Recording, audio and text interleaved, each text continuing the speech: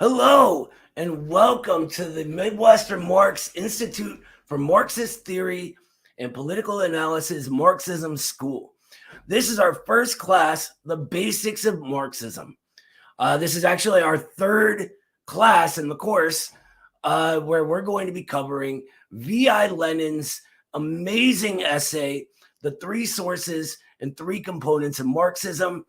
It's a read-along class, which is one where the class is going to read the essay in full, since it's a short essay, and discuss the ideas in it. Along the way, we're going to be myth-busting all sorts of misconceptions that just sort of arrive with us organically as we go through the material. So all that being said, we're going to get to it right after this.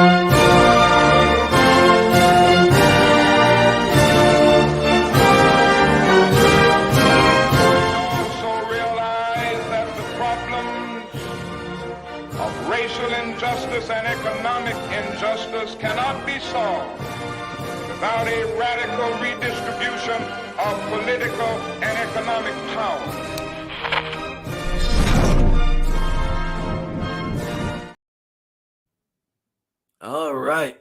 Well, here we are. The class is right over there. And welcome, everybody. I see quite a few of you have shown up. By the way, I just want to say this so far is my absolute favorite class we've ever done. And that's not just because it's the first class ever. So today we're going to be going over Lenin's Three Sources and Three Components of Marxism. I'm not sure how much anybody knows about this particular essay, but what it does is it breaks down the materialist view of Marxism itself, right? It sort of it tells us where everything comes from, right? That Marxism didn't arrive unbidden in the mind of Marx and Engels, coming to them like magic or, out of the head of Jupiter or something, right? It was an organic creation building upon the conditions that gave rise to it, right? And Lenin's really, really good at laying that out in easy to understand terms. So if anyone has any questions, feel free to at any time raise your hand. I'll go over a little bit how we do these. Last time we got kind of carried away and it lasted a long time. So, well, I still want to encourage everybody to interrupt if you have a question or anything like that.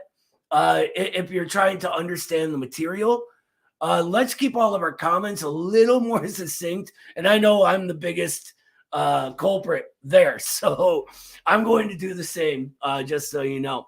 But yeah, anyone have any questions about Lenin or this essay in particular to kick us off?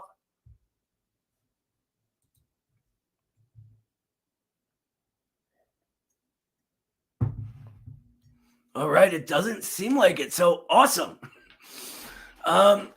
Let's just get right on started. So this essay, if you're reading a paper copy, it comes in the Collected Works, volume 19 on page 21. If not, Kyle's going to post a link in the chat if you don't have one. It was first published in, I used to know this, 1913. And it begins, throughout the civilized world, the teachings of Marx evoke the utmost hostility and hatred of all bourgeois science, both official and liberal. which regards Marxism as a kind of pernicious sect, and no other attitude is to be expected, for there can be no impartial social science in a society based on class struggle. In one way or another, all official and liberal science defends wage slavery, whereas Marxism has declared relentless war on that slavery. To expect to expect science to be impartial in a wage slave society is as foolishly naive as to expect impartiality from manufacturers on the question of whether workers' wages ought not to be increased by decreasing the profits of capital. I really, really like that little jab Lenin adds in there, right? It's just like, yeah, if you think that's, if you think that's something that is possible, try doing this. It's the same exact thing. Any questions about this? By the way, also before questions, just want to say hi to everybody. Cheryl and Kyle, Esther Bach and Ross and Wade, Emily, Ed, everybody, Tiba. Hi, Sam. Hi, everybody.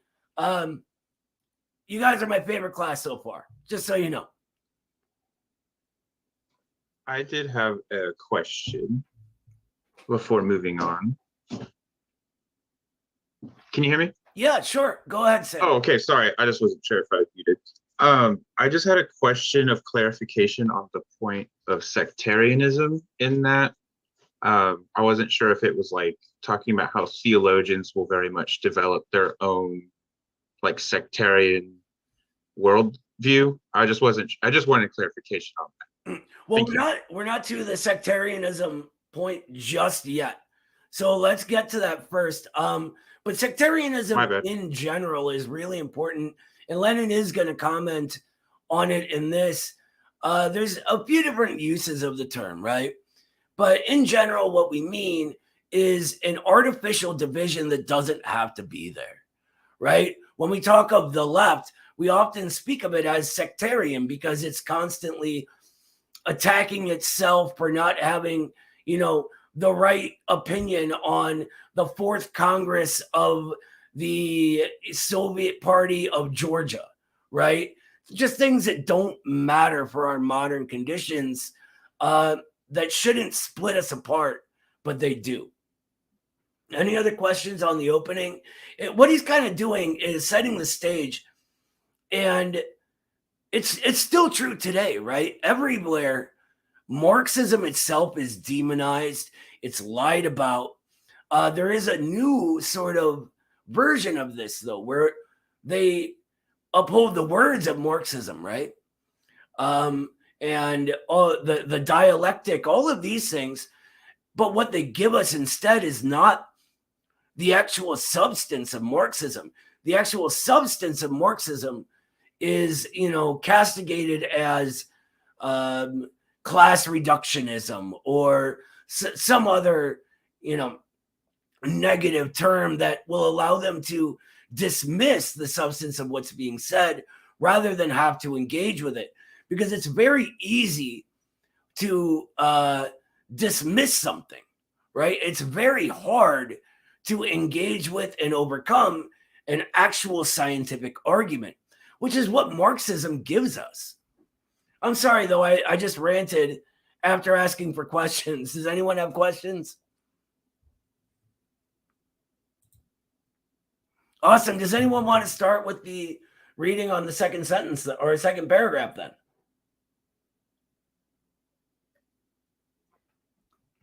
There you go, Ed. Go ahead and unmute yourself.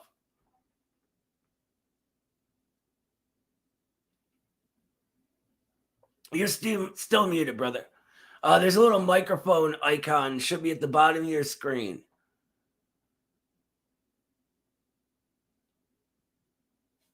I might be able to unmute you, though. Let's see. There we go. I'm unmuted. I'm doing it on my laptop this week, so it's different. But this is not all. The history of philosophy and the history of social science show with perfect clarity that there is nothing resembling sectarianism in Marxism.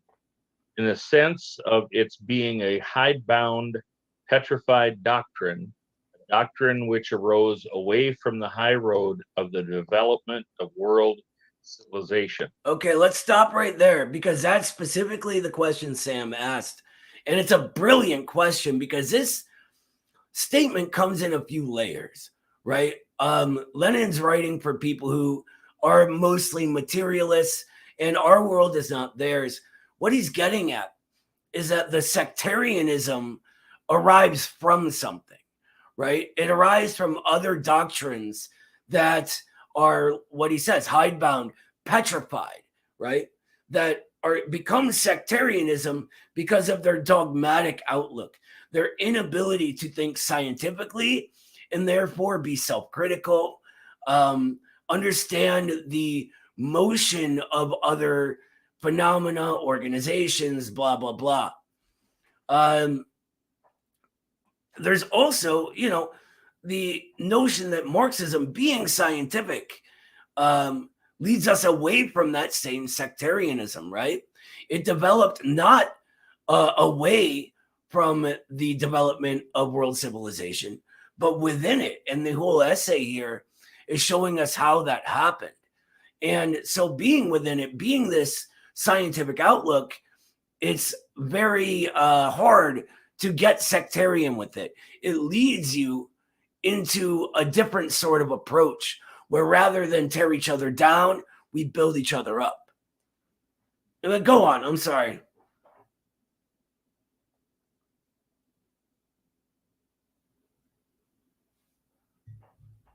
Okay.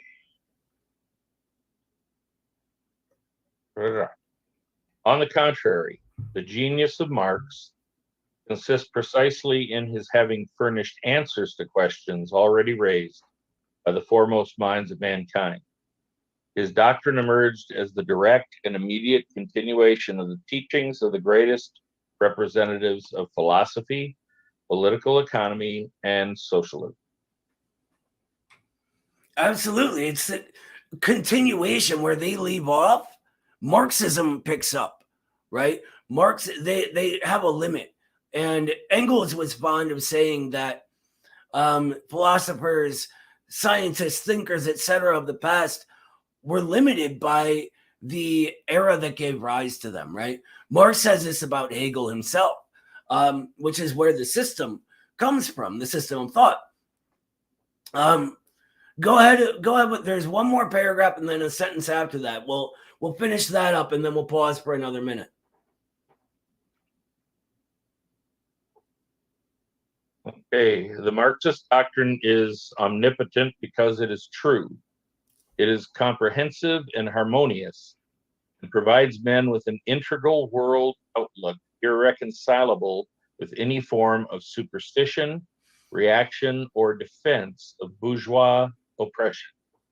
It is the legitimate successor to the best that man produced in the 19th century, represented by German philosophy, English political economy, and French socialism. It is these three sources of Marxism, which are also its component parts, we shall outline in brief. All right. So I'm not sure if anyone's seen a lot of our live streams in the past, but we also do a thing called the Cadre Training School. We went over this particular essay in that, actually. And there was a lot of jokes about Marxist doctrine being omnipotent, right? And if it's omnipotent, why do we keep losing? Right? But I want to point out here that Lenin isn't saying Marxists are omnipotent, right? What he is saying is the Marxist doctrine is omnipotent because it's true. Therefore, Marxism itself is that power. And, Lenin, Foster, Winston, all these great heroes of ours, revolutionary heroes, have always held to this belief, right? That Marxism is our most powerful weapon, the most powerful weapon of the proletariat. And that goes all the way back to Engels. As we go over this class, we'll learn about how true it is because we're going to measure it against nature, which Engels teaches us is the final test of dialectics, right? It's also in the learning of this, we learn that is irreconcilable with superstition, with reaction, which seeks to move backwards, because it teaches us that society is always moving forwards. This contradiction must develop, and we are an active part of that, in defense of bourgeois oppression, right? Which is part of what that motion is about. It is the struggle against that oppression. Does anyone have any questions?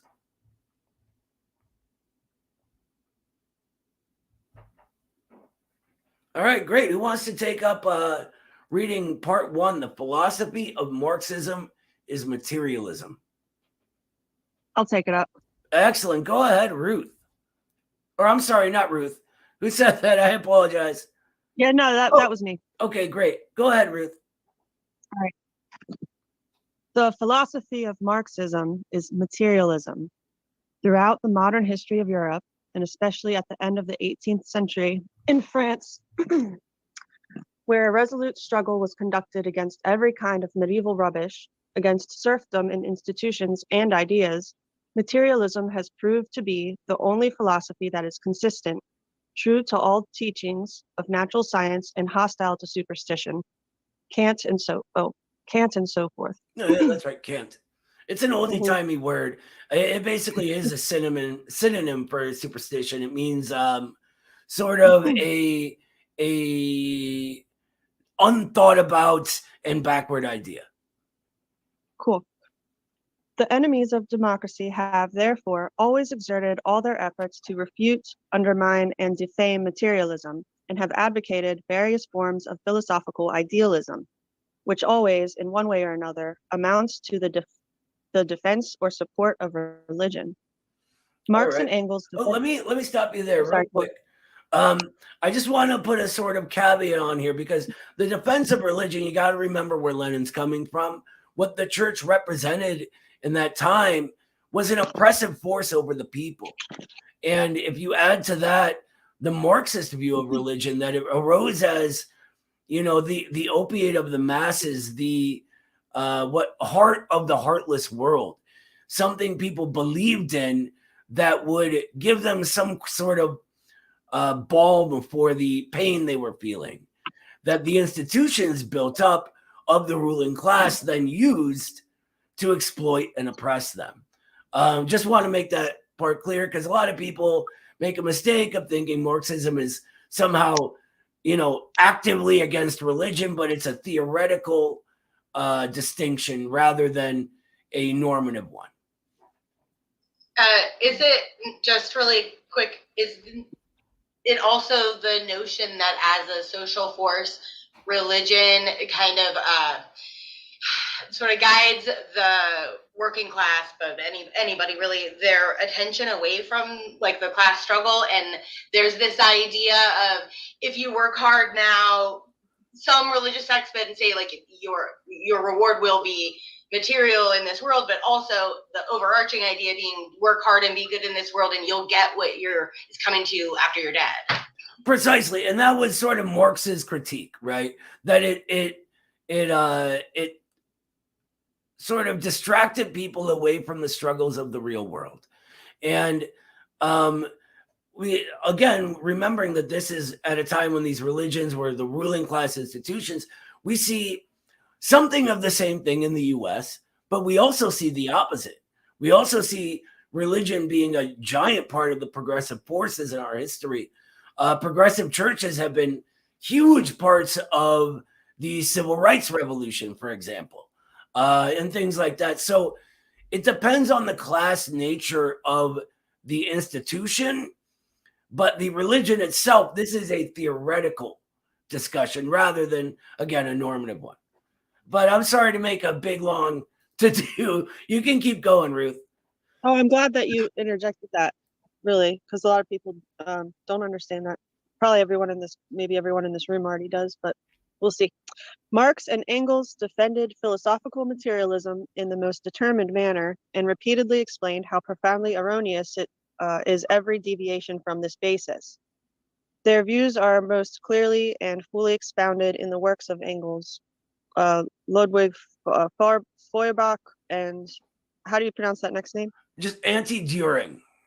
Anti-during, which, like the Communist Manifesto, are handbooks for every class conscious worker. Just a quick interruption here. He is absolutely on point with this. We're going to take a section of anti-during for this class even, but it is one of the best and most enlightening books in the history of books. There you go, Sam. That one right there. I have a copy that has a different color cover. It's got like this turquoise cool little art thing. Yeah, mine was from the Foreign Language Press series. Very cool. But Go ahead. Marx Go did- ahead. I'm sorry to interrupt, Ruth. Oh, you're cool. But Marx did not stop at 18th century materialism. He developed philosophy to a higher level. He enriched it with the achievements of German classical philosophy, especially of Hegel's system, which in its turn had led to the materialism of Feuerbach. The main achievement was dialectics, i.e., the doctrine of development in its fullest, deepest, and most comprehensive form. The doctrine of the relativity of the human knowledge that provides us with a reflection of eternally developing matter. The latest discoveries of natural science, radium, electrons, the transmutation of elements, have been a remarkable confirmation of Marx's dialectical materialism, despite the teachings of the bourgeois philosophers with their new, quote unquote, new reversions to old and decadent idealism. All right. Thank you so much, Ruth. I see Tiba has her hand up there. Go ahead. Oh, was that not you at one needing a question? Yeah, it was. I had a problem understanding this part. Understandable. Yeah. This is where he sort of breaks into the jargon, right? We're going to go through all of this. Don't worry. But I want to sort of stay at this anyway, because this is sort of a moment I plan to break into. What Lenin is saying here, he's describing what he calls the first component of Marxism, right? How does this differ from what we're taught just in our society in general? Marxism is when we, even just, before we get to the left, or even then once we arrive on the left. How does it differ from these two things?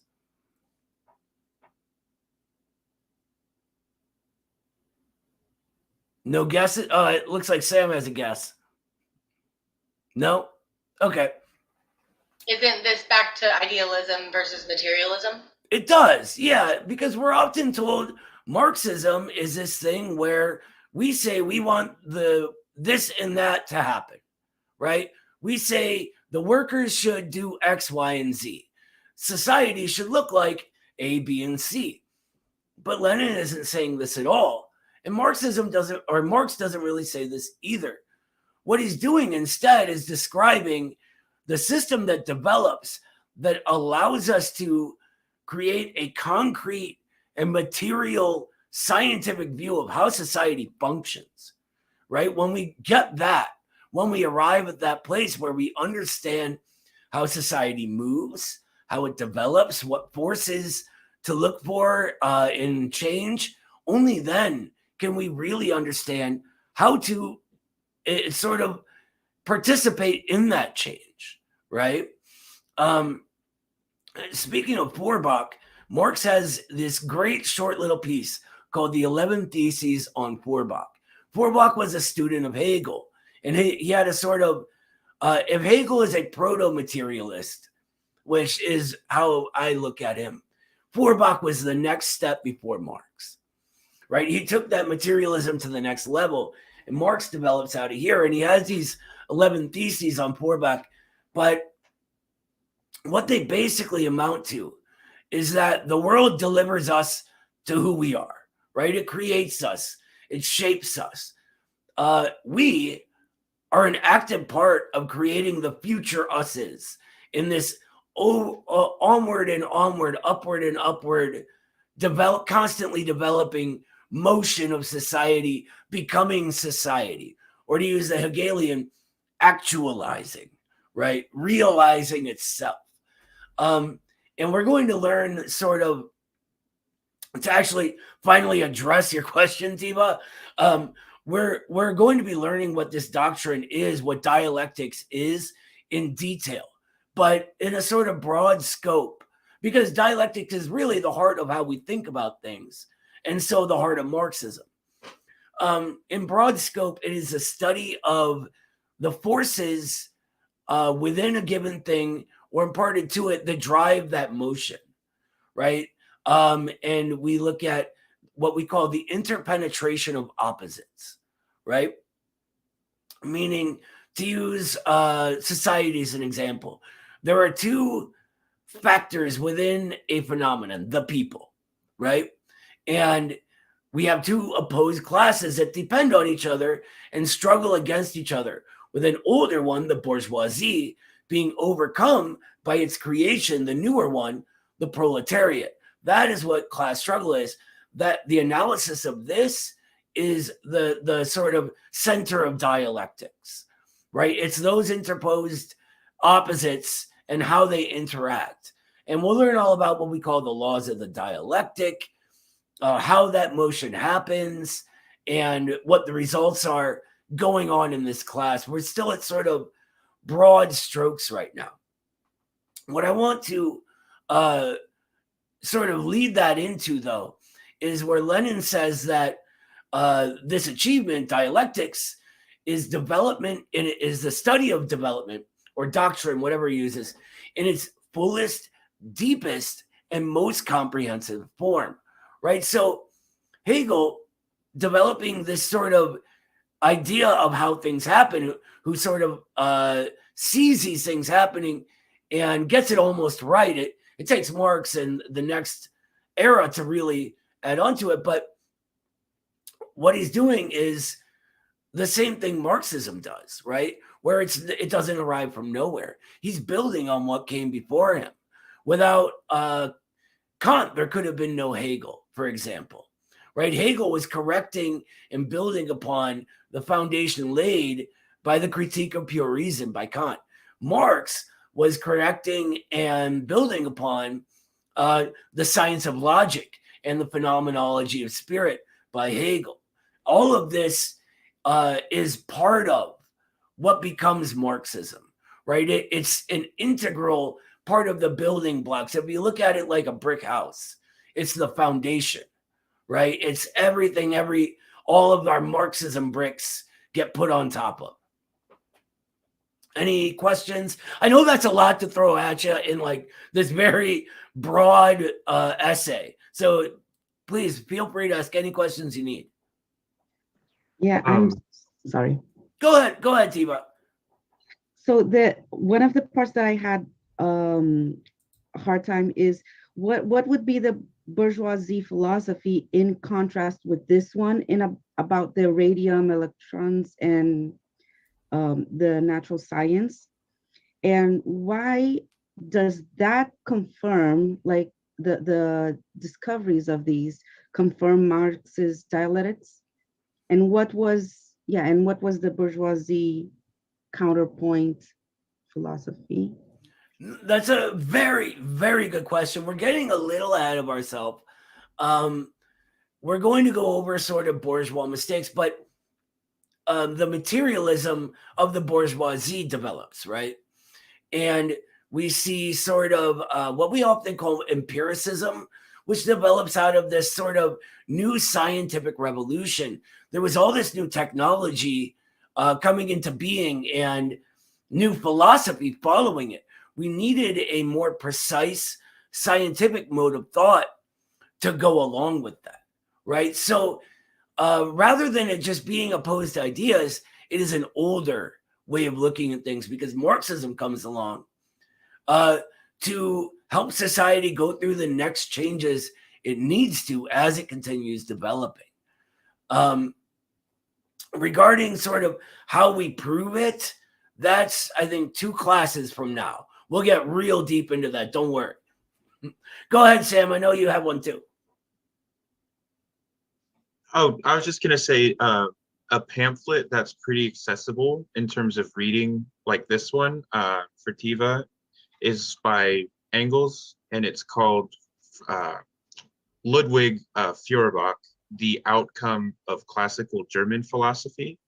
it can be confusing because certain authors will just name their text another author that you read. So like Lenin has one called Frederick Engels, Kautsky. Anyways, so I was just offering that text to you, Ludwig Feuerbach and the Outcome of Classical German Philosophy. Sam knows what's up. That's a brilliant pamphlet. Yeah, go ahead. Go ahead. I'm sorry, I can't read your name from here. Kyle, go ahead, Kyle G.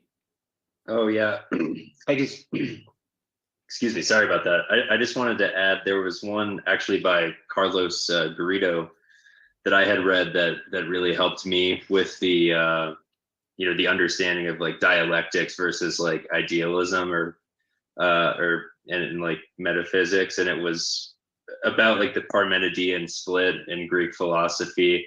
So you kind of can trace back to like ancient Greece, kind of two diverging schools of thought, where one is like ideal and like the concept of chairness, like Sam was talking about last week, versus kind of a constant motion or everything flowing from one thing into another.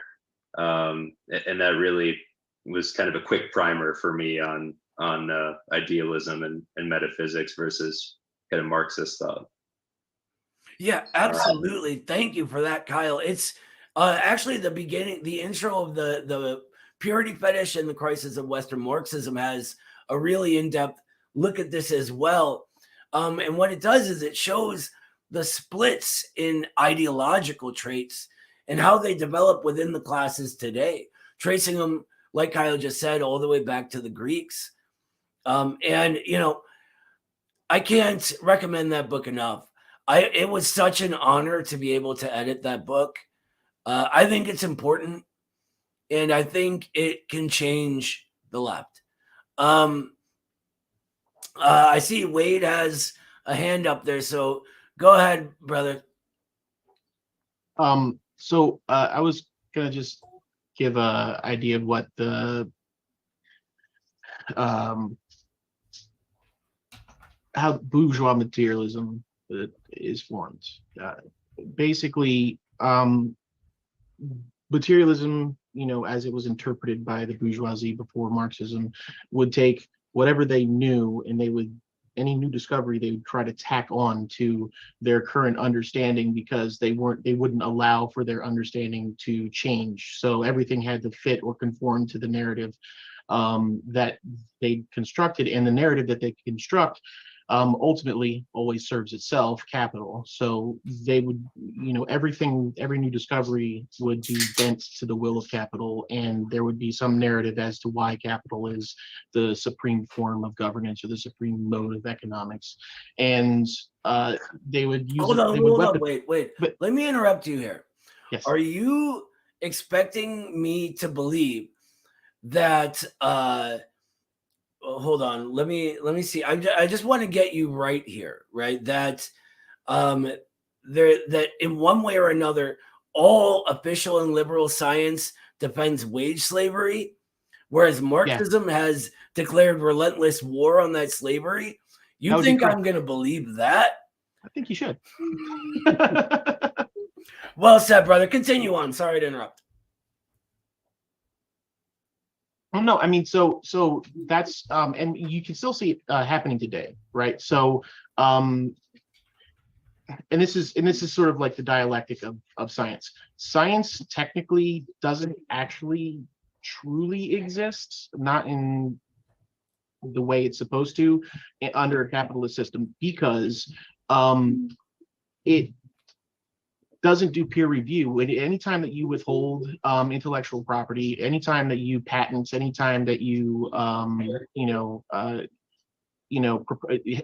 establish something called proprietary knowledge, it makes it so that your scientific discovery, whatever that may be, or the object, can't be peer reviewed. And if it can't be peer reviewed, then the science itself can't be validated. And the process is necessary for science to be valid. Therefore, what we know is based off of all the assumptions we make, based off of all the marketing capitalists push at us, and we think of science in those terms because that is what bourgeois materialism does. It markets us what it intends us to believe about science, not what actually is. Whereas Marx used. So what's I basically hate this kind to of- I hate to cut you Yes, sir. off, brother, but we got a lot to get through. I love what you're Right. saying. I was sucking oxygen out of the room. We My can bad. talk about this after class. Don't worry. I think just to tack on real quick, I have a few friends who are scientists, actually. One of the first classes in dialectics I ever taught in my life, one of the students was a scientist, and she would say the same exact thing, and she would also add that the only science getting done is profitable science. But yeah, so let's continue on. Before we do, though, since we're on the subject of Feuerbach, I do want to mention that our own Thomas Riggins has a book coming out on Feuerbach very soon that the Institute is publishing. So I'm super excited for that. Riggins is brilliant. He's been around the block, and I love it. I love his stuff. Anyway, let's go on to Marx Deepened and Developed. Who wants to read next?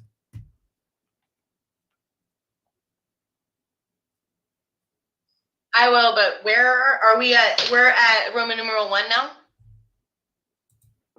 Oh, no, sorry. I'm on the wrong page. Marx deepened and developed. Wrong page. Okay, Marx deepened and developed philosophical materialism to the full and extended the cognition of nature to include the cognition of human society. His historical materialism was a great achievement in scientific thinking. The chaos and arbitrariness that had previously reigned in views on history of politics were replaced by a strikingly integral and harmonious scientific theory, which shows how, in consequence of the growth of productive forces, out of one system of social life, another and higher system develops. How capitalism, for instance, grows out of feudalism. All right, let's stop right there. I wanna really emphasize this entire paragraph. So his historical materialism was a great achievement in scientific thinking. I don't think that's in question for anyone here, right? But the next sentence, the chaos and arbitrariness that had previously reigned in views on history and politics were replaced. Remember what Foster was saying to us last week, that a bourgeois history lesson is a confused jumble, right, of random names and events and dates. He was often fond of saying that a bourgeois history lesson is a crapshoot, right? It's whatever name you're taught to memorize. It's whatever event you're taught to, name the place it happened. There's no real understanding the process that gives rise to it, how it happened, why it happened, what comes from it happening. In order to really do that, we need Marxism. We need this dialectical and historical materialism. What it does by examining society materially, it forces us into this historical mode because we begin to realize as we observe that everything has a history, that everything is this constant change from the new to the old, development and undevelopment, change, changes of form, breaks in gradation, things like that. I think that when we keep going, though, he says they were replaced by a strikingly integral and harmonious scientific theory, right? Which shows how, in consequence of the growth of productive forces, meaning as the way we produce advances, as let's say the steam engine is built, right? As coal power comes into being, as textile mills pop up all over the British Empire, this creates one system of social life that needs to adapt itself to these new ways of going about being society, right? That the old relations of feudalism can't hold with this new thing. And that's really what he's getting at. What he says at the end, how capitalism, for instance, grows out of feudalism. That's that process, right? The new productive forces that were coming into being could no longer allow the old peasant lord relation to go on. It wouldn't work. You can go on, keep reading, Emily, if you want. Okay, cool. Just as man's knowledge reflects nature, i.e., developing matter, which exists independently of him, so man's social knowledge, i.e., his various views and doctrines, philosophical, religious, political, and so forth, reflects the economic system of society. Political institutions are a superstructure on the economic foundation. We see, for example, that the various political forms of the modern European states serve to strengthen the domination of the bourgeoisie over the proletariat. Perfect. Thank you so much. This is a perfect encapsulation of everything Marxism is, right? Think about how our laws function. Are they built to function in a way that helps the people who struggle paycheck to paycheck? No, we can't say they are. They're developed by their ruling class institutions, developed by our ruling class to serve their class interests. And they develop along with this ruling class. Art production changing and developing requires new social relations that are embodied within these institutions, these superstructures, and not even just those, in our culture, right? In our language, in our food, in the way we carry ourselves, the way we look at things, the way we think about things. What problems we have determines the way we go about solving problems. I know that's also a lot to throw at you. It's okay if you have questions. Go ahead if you do.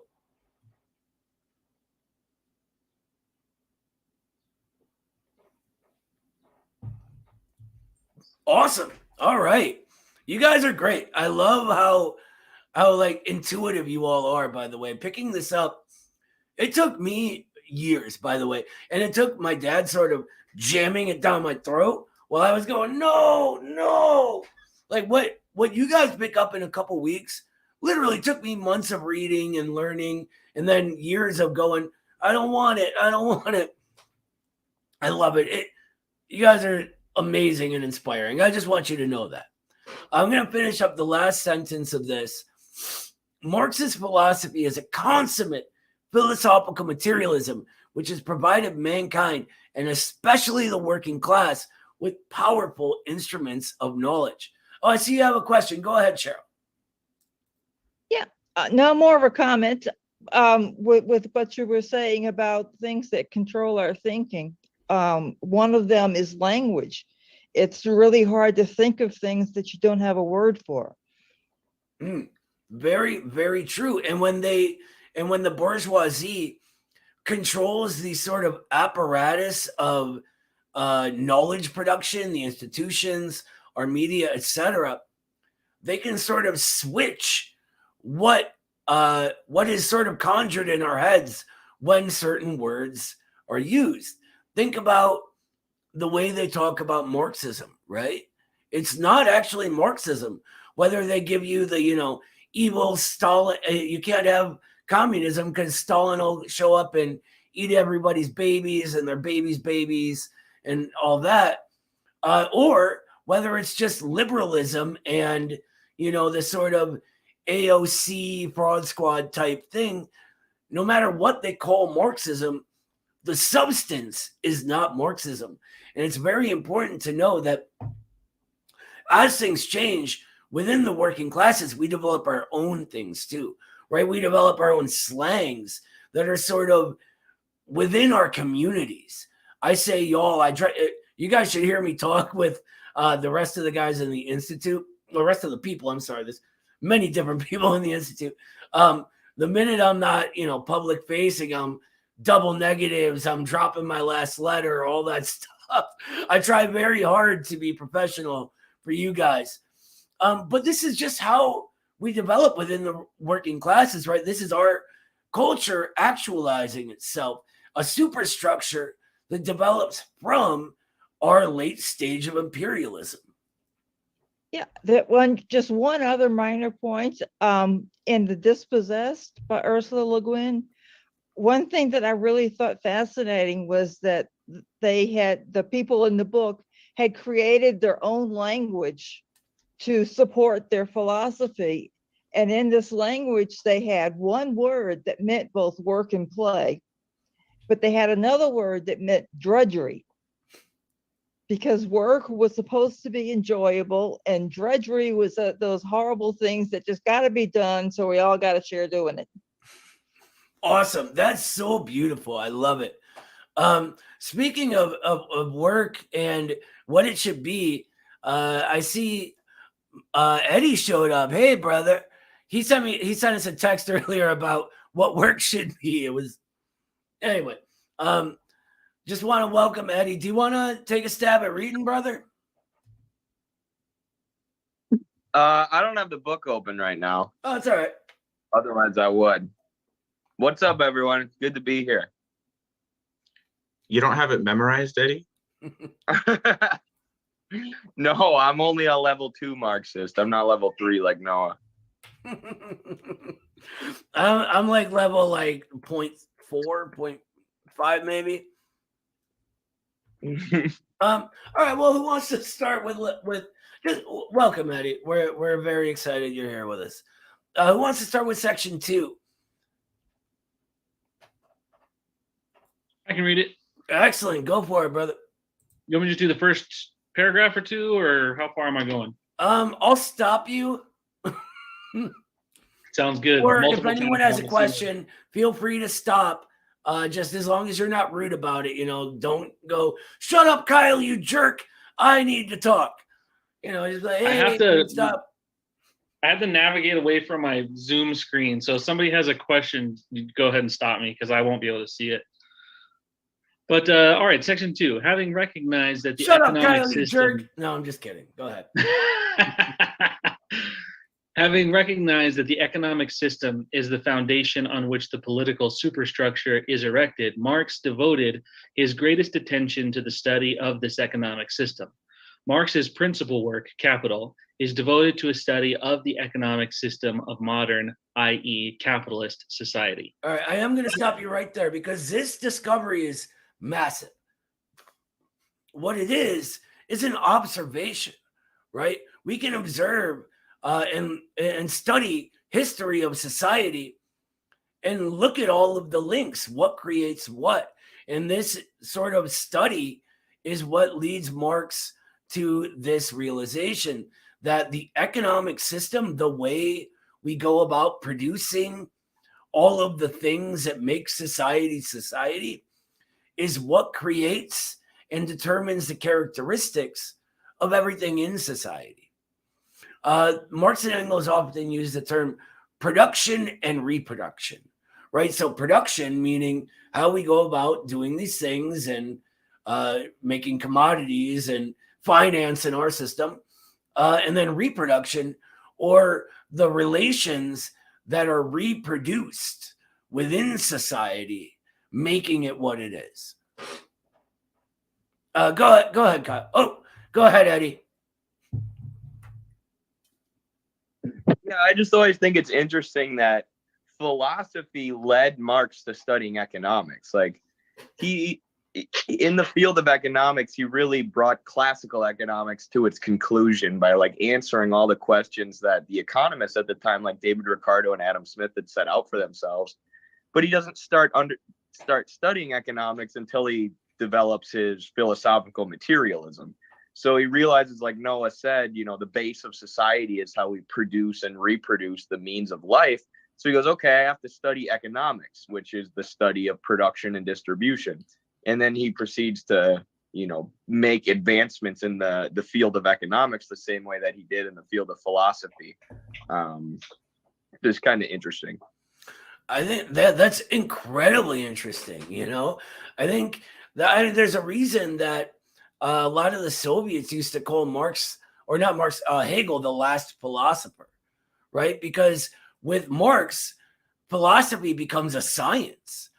With this sort of dialectical materialism, we realize that we need to study these political economic phenomenon in order to have a rigorous scientific world outlook or philosophical system. One creates the other. So yeah, when the Soviets would say Hegel was the last philosopher, in this context, they weren't wrong. You can go ahead, Kyle. Classical political economy before Marx evolved in England, the most developed of the capitalist countries. Adam Smith and David Ricardo, by their investigations of the economic system, laid the foundations of the labor theory of value. Marx continued their work. He provided a proof of the theory and developed it consistently. He showed that the value of every commodity is determined by the quantity of socially necessary labor time spent on its production. All right, let's stop there. We went over a little bit last week what surplus value is, right? What he's talking about here, the labor theory of value, we often will call the law of value these days. Basically, when Marx begins his political economic work that Eddie just brilliantly described the sort of genesis of, he's answering this big question of, well, what is value?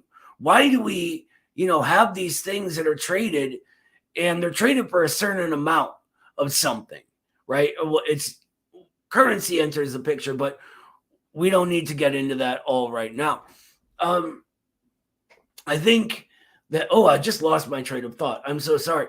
But what he discovers, though, is that something has to create this value, right? It's not just inherent. I can't have, a thing in nature with value because something needs to be applied to it. Nature does create value, but labor adds to that value, and there you get trade, right? So what he talks about in the last sentence, the value of every commodity is determined by the quantity of socially necessary labor time spent on its production. He's talking about surplus value in a way. He's saying that, when we have a commodity, when we create a commodity, all of the materials that go into making it cost us a certain amount. That commodity necessarily has a higher value than all of that, because that's what capital accumulation is. It's this contradictory form of value creation, right? Where the workers are creating all this value with their labor, but the fruits of it fall right directly into the lap of the bourgeoisie. This is just a basic overview, though, so we're getting a little bit off in the weeds. I don't want to do that too much. It's important to know, though, and we will cover it at some point. But yeah, does anyone have any questions about it? Oh, go ahead, Sam.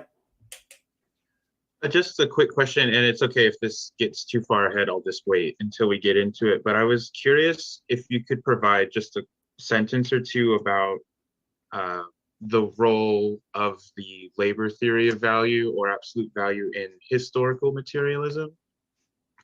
Yeah, that's a really good question. It is the sort of concrete proof of exploitation. It's what leads us to the conclusion of the class struggle of these two classes, right? It's our sort of empirical touchstone.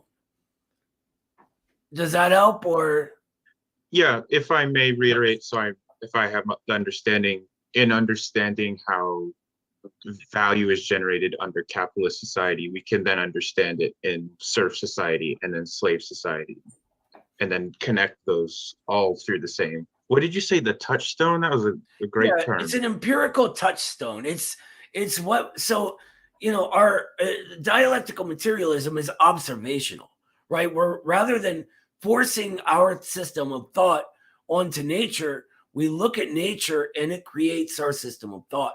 And so surplus value in the creation of this is, and how value operates, is how we know what the actual empirical struggle between the classes is. This is the sort of center of it all. Go ahead, Tiva. Sorry. Also, if it's not pertinent now, you can tell me, but I was just, so they say, the text says, Lenin says that the value of every commodity is determined by the quantity of social necessary labor time spent in its production. How did they think it was before? Was it the materials, like the raw materials that added the value, only that, without the labor? No, Because it's sort of getting off a little bit, but first, socially necessary labor time is a category developed with Marx, right? And he uses it in Capital. And basically, what he's saying is that over an entire economy, a commodity has an average of labor that it takes to create it, right? The socially necessary labor time is that average, right? Just so you know, but before this, value worked a little bit differently. Still created through labor and nature, right? But it's traded differently. The way it's distributed is different. The relations of production were different. So peasants and lords had a different relationship from proletariat and bourgeoisie. Remember, this is all based around the advance of the productive forces. So it was a less advanced form of it, a less developed form of value and value creation. Do you have anything? The source Eddie's of sort value of an economics expert, so if he wants to add something, that'd be awesome. Yeah. Is my mic on? Yeah. The source of value in feudal societies was still labor, though. It was just the way the relations worked were different, and the way that surplus value was generated was different.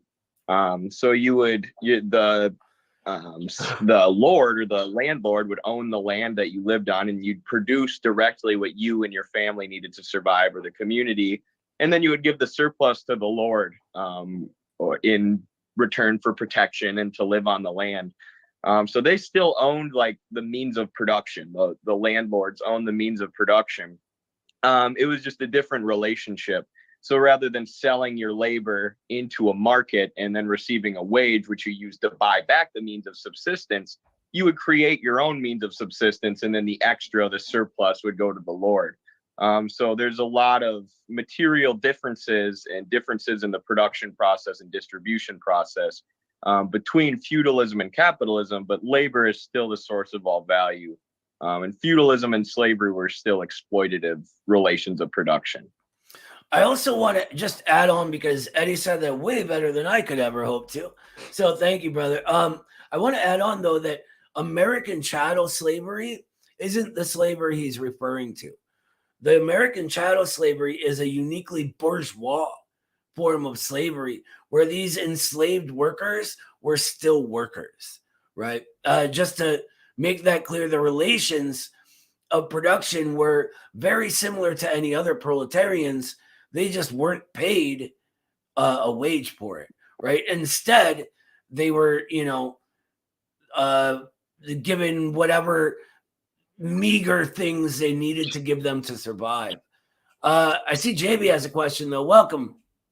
Yeah, just a question regarding what Eddie just said regarding how feudalism operated. It sounds a lot to me like company towns, where the corporations actually own the town, and your resources are, bought and sold through the town, through the company towns. They own your moments of your places of leisure. They also own your where you lived.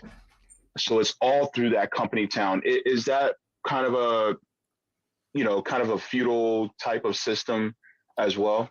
Just curious. It's sort of a more complicated form. Yeah. It's land.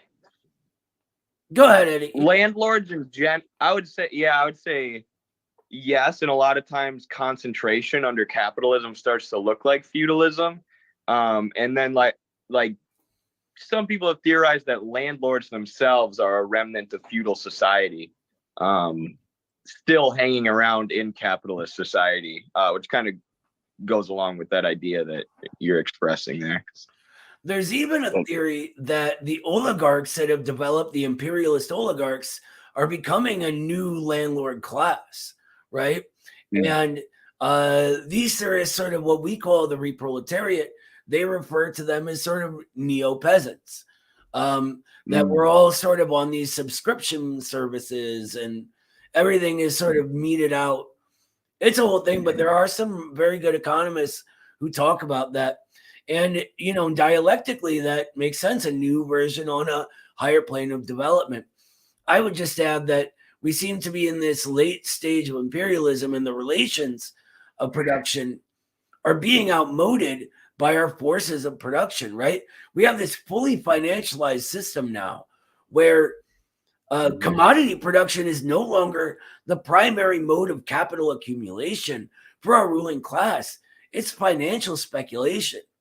And we'll learn about this later. But the falling rate of profit, which is the rate at which profits are made, continues to fall, right? It continues to fall because they accumulate. The denominator gets bigger, so the rate must shrink. Anyway, because of this, they're forced to speculate wildly. And this is what creates what we call the reproletariat. But go ahead, Cheryl. Yeah, I've got a lot of interest in a section of the feudalism from a section of Germany because it reminds me so much of today. But the way it worked there is that the payments to the lords were referred to as taxes, and they had to pay so many chickens and so many bales of hay and such things to the lords, and whatever else they made, they got to keep. And over time, the taxes went up and up and up till eventually they had to sell themselves and all of their descendants. And that's when they technically became the serfs, and they were owned. They were referred to as owned. Yeah. And the ones who worked the land, they were essentially tenant farmers because they owned the right to farm as long as they continued to pay their taxes. But they didn't own the land. It's wild to think about and how bizarre that would seem to us right now. But there's a lot of bourgeois ideas that are very similar, which is scary. Go ahead, Kyle. I just wanted to say, and I'm posting this link again, but to anybody who wants to read up on this, because about 6 months ago, I was struggling with the same thing. I was like, the economic stuff is hard for me. So to anybody who wants to dive in this later, this article really explains it and breaks it down, and it focuses on just the labor theory of value. Once you understand that, a lot of what else is being said is going to be much easier to understand. So anyway, if that's helpful to anybody. Thank you, brother. Okay, so I'm going to do the next part because this is really important. Where the bourgeois economists saw a relation between things, the exchange of one commodity for another, Marx revealed a relation between people, right? The relations of production are between us and the ruling class, us and the boss, us and the bourgeoisie, whatever you want to say, rather than, the end result of commodity exchange. There's something before that. So Marx looks underneath. I often say Marxism is like lifting up the hood of a car to find out what's wrong with it. Right? So if we see a car broken down on the side of the road, a liberal goes, oh, that car is no good, it won't work. And we go, let's find out why it's not working and let's get it working. Anyway, the exchange of commodities expresses the connection between individual producers through the market. Money signifies that the connection is becoming closer and closer, inseparably uniting the entire economic life of the individual producers into one whole, right? We're all on this same system. We can exchange this universal equivalent for other things that we need. We can keep it and it has a value on that market, right? It's worth a certain amount of, beans or chickens or whatever it is. Go ahead, T-Bone. Sorry, I'm so sorry for asking a lot of questions. No. Questions are good. Questions are good. So when I got to this part, I didn't understand the difference between money and capital because I thought capital was money, and I get you. It's just learning the jargons, right? There's a lot. So capital is money that is put in motion to create more money. Easy way to look at it, right? So if I'm a capitalist, and let's avoid finance for now because that's the development out of this. If I'm a capitalist, I buy a factory. I buy materials, right? I buy workers. And the whole goal is to put that money in motion to arrive at a place where I have more. So what we call it is an MCM circuit, or MCM prime. Money, commodities, money. I start with my money. I buy all these commodities, and labor is a commodity, or labor power, which is sort of the capacity to perform labor. I buy all of these, and then I end up with more money. That's the circuit, right? And it accumulates that way. And it's because of that I don't want to get off in the weeds, but yeah. Very good question. Capital signifies a further development of this connection, what we were just talking about, right? Man's labor power becomes a commodity. The wage worker sells his labor power to the owner of land, factories, and instruments of labor. The worker spends one part of the day covering the cost of maintaining himself and his family, which is wages, right? Which always seem to end up to just enough for us to buy things to consume and continue on reproducing the social relations of society, right? Production and reproduction. While the other part of the day, he works without remuneration, creating for the capitalist surplus value, the source of profit, the source of the wealth of the capitalist class.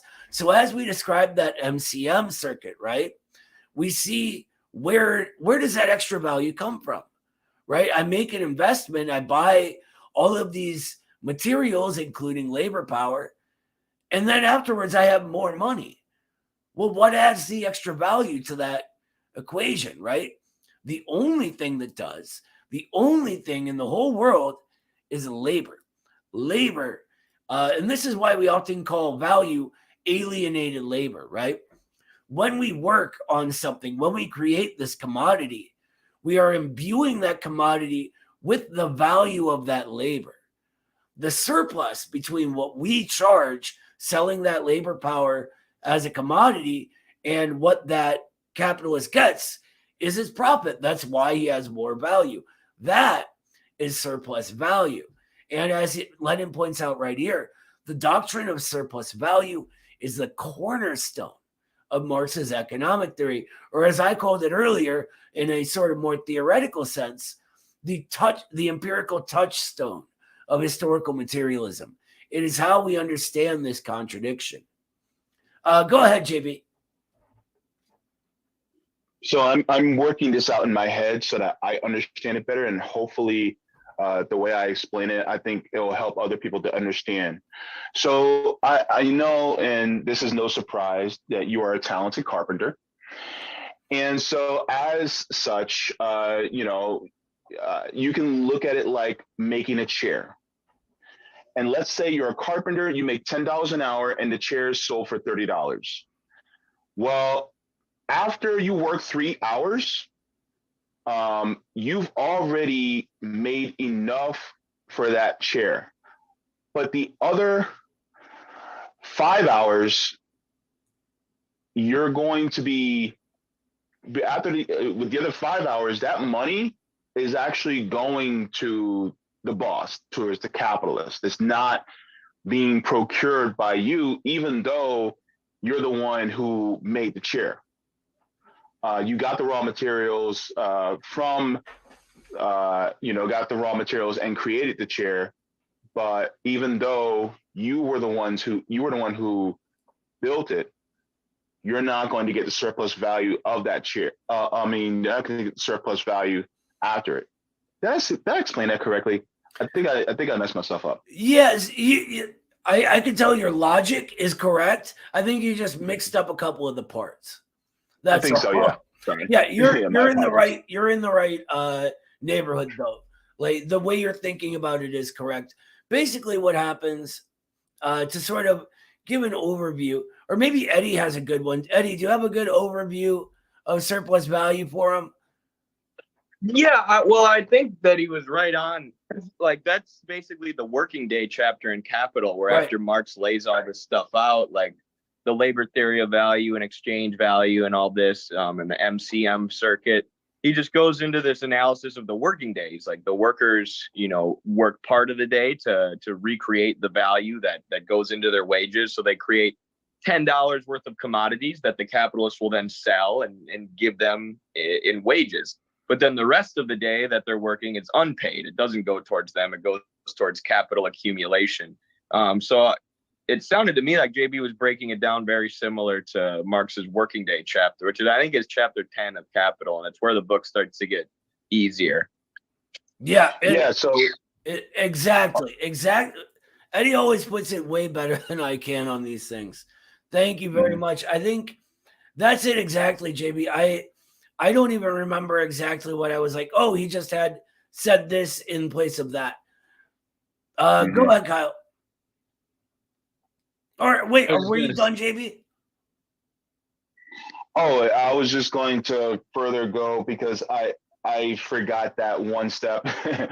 And when, if it takes you only $15, or if it only takes you $10 to create that chair, but he's selling it for 30, then you've already, paid, or you're already done, you already got your value of your labor from it, but then the capitalist will take the other value out of it. So yeah, I think I got it. It's just I'm horrible at explaining these things right now. Just my exhaustion talking. So thank you. Understandable. I'm exhausted too. I was on a roof all day. So yeah. Go ahead, Kyle.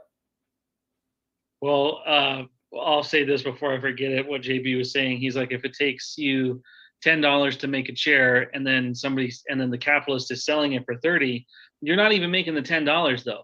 You're making $5 to make that chair. But it costs $10 to make it.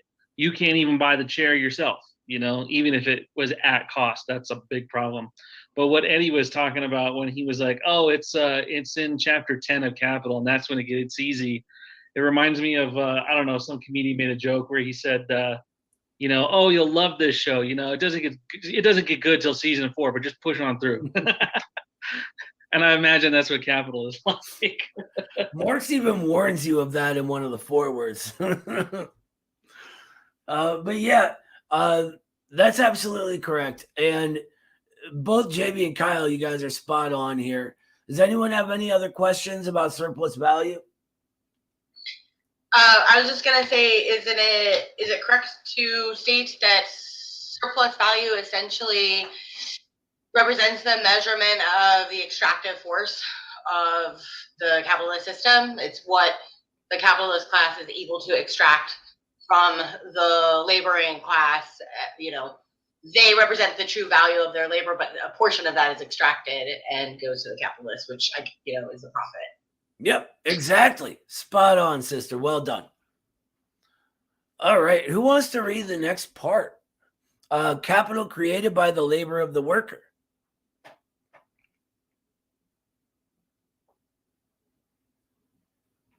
All right, go for it, brother. Capital, created by the labor of the worker, crushes the worker, ruining small proprietors and creating an army of unemployed.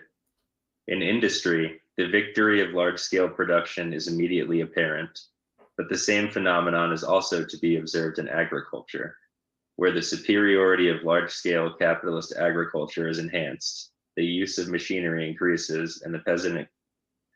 Let me back up there. Where the superiority of large-scale capitalist agriculture is enhanced, the use of machinery increases, and the peasant economy, trapped by money capital, declines and falls into ruin under the burden of its backward technique. The decline of small-scale production assumes different forms in agriculture, but the decline itself is an indisputable fact. All right, I'm going to stop you right there because this is really important. And we can even see it not in agriculture. Agriculture, as it was developing, though, is just a perfect example of it, right?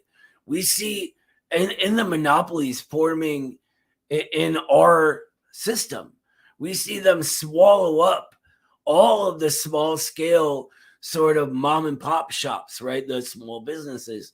COVID is a very, very good example of this. What happened during COVID, right? The bourgeoisie were, using political machinations to drive the small businesses out. And, whether it was right or not, whether it was dangerous or not, what it did was allowed them to, the small businesses to not be able to weather the storm that these gigantic cartels with all their capital could do. So this distressed property then becomes available for sale because they have to sell it.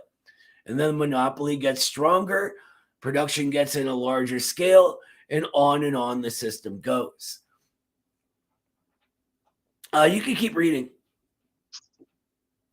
By destroying small-scale production, capital leads to an increase in productivity of labor and to the creation of a monopoly position for the associations of big capitalists.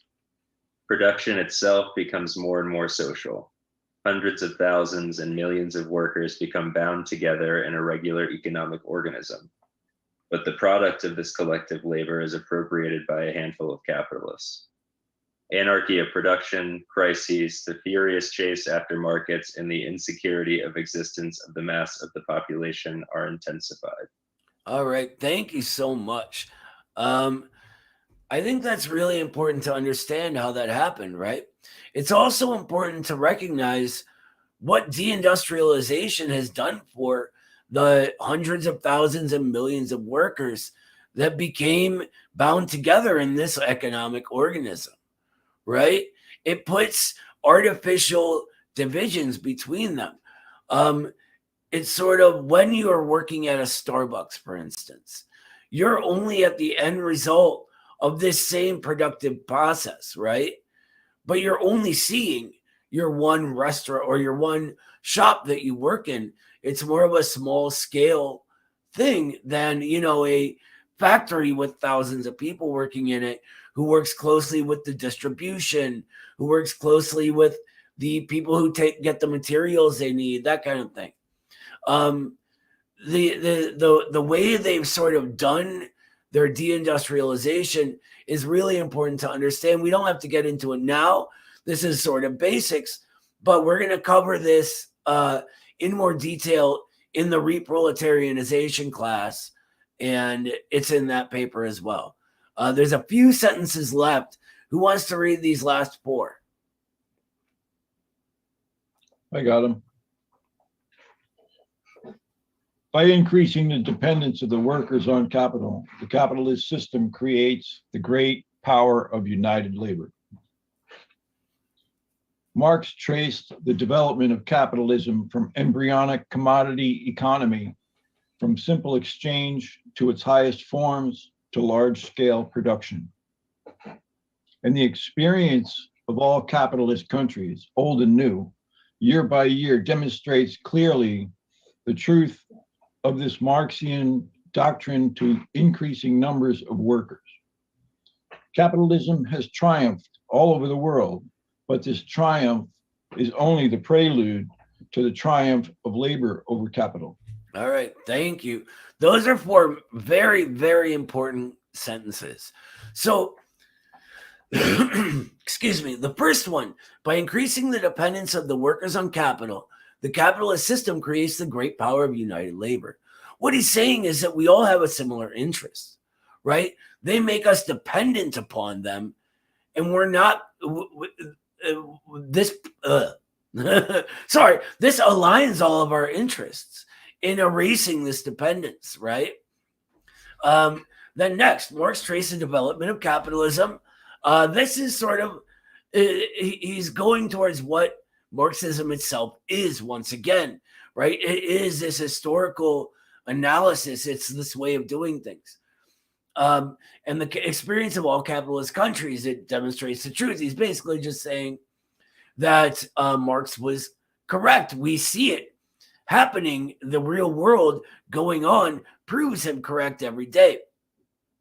And then the last one, capitalism has triumphed all over the world, but this triumph is only the prelude to the triumph of labor over capital. And what we're focused on here in the worldview, in learning the dialectical materialist worldview, is how that happens, right? Do you remember the sort of development in spirals thing?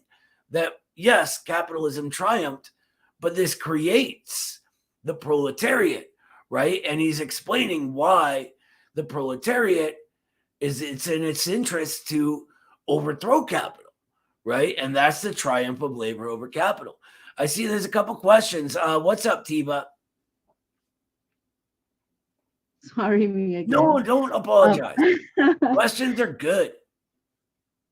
So I know Marx says that the revolution, does he say that revolution is inevitable? Inevitable? And Yeah, is inevitable. this Yes, he does. He actually sort of waffles back and forth on this notion because it's tricky. What it is inevitable, but we are an integral part of that inevitability.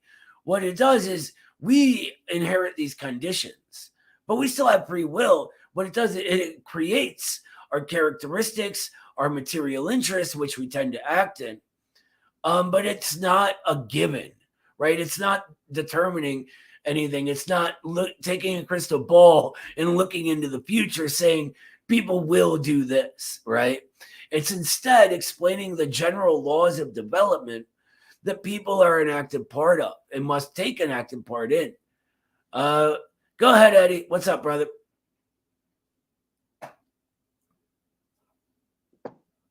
Oh, I just wanted to say the part about capital conquering the whole world, but that only being the prelude for labor. Like, it reminds me of people who say that America is inherently bad and an inherently evil country because of like the genocide of the indigenous. So therefore, the white working class today is just settlers and they can't be organized. Like Marx and Engels, the genocide of the indigenous happened because of capital expansion. And Marx and Engels, knew that was terrible and that it was horrible and it was a result of capitalism. But that's also what creates the possibility for something new, for something better, for socialism. So nobody is saying that, the genocide of the indigenous is good or that we shouldn't remember it. But it doesn't make socialism impossible. Just because our past was genocidal and murderous doesn't mean our future has to be. That's the point of socialism, is it can transform the exploitative imperialist capitalist system into a more rational system that takes care of everybody. Precisely. I'm always led back to this quote by Engels. What all these gentlemen lack is dialectics. And that's what we're learning here, right? They sort of look at it from a more moralistic, idealist perspective, which we're going to be learning more and more about as we learn our materialist dialectic. And so they can't see the class nature of these phenomena. They can't see the class struggle at play, right? What they see, instead, what they see is one sort of homogenous lump of people. They can't see the contradiction that is objective that Marxism discovers between bourgeoisie and proletariat, that this genocide happened because it was in the class interests of the bourgeoisie. It is in the class interests of the proletariat to fight against such things, right? It is in the class interests of the proletariat to overcome the force responsible for such things. So I just want to make that clear too. Go ahead. Is that Matt?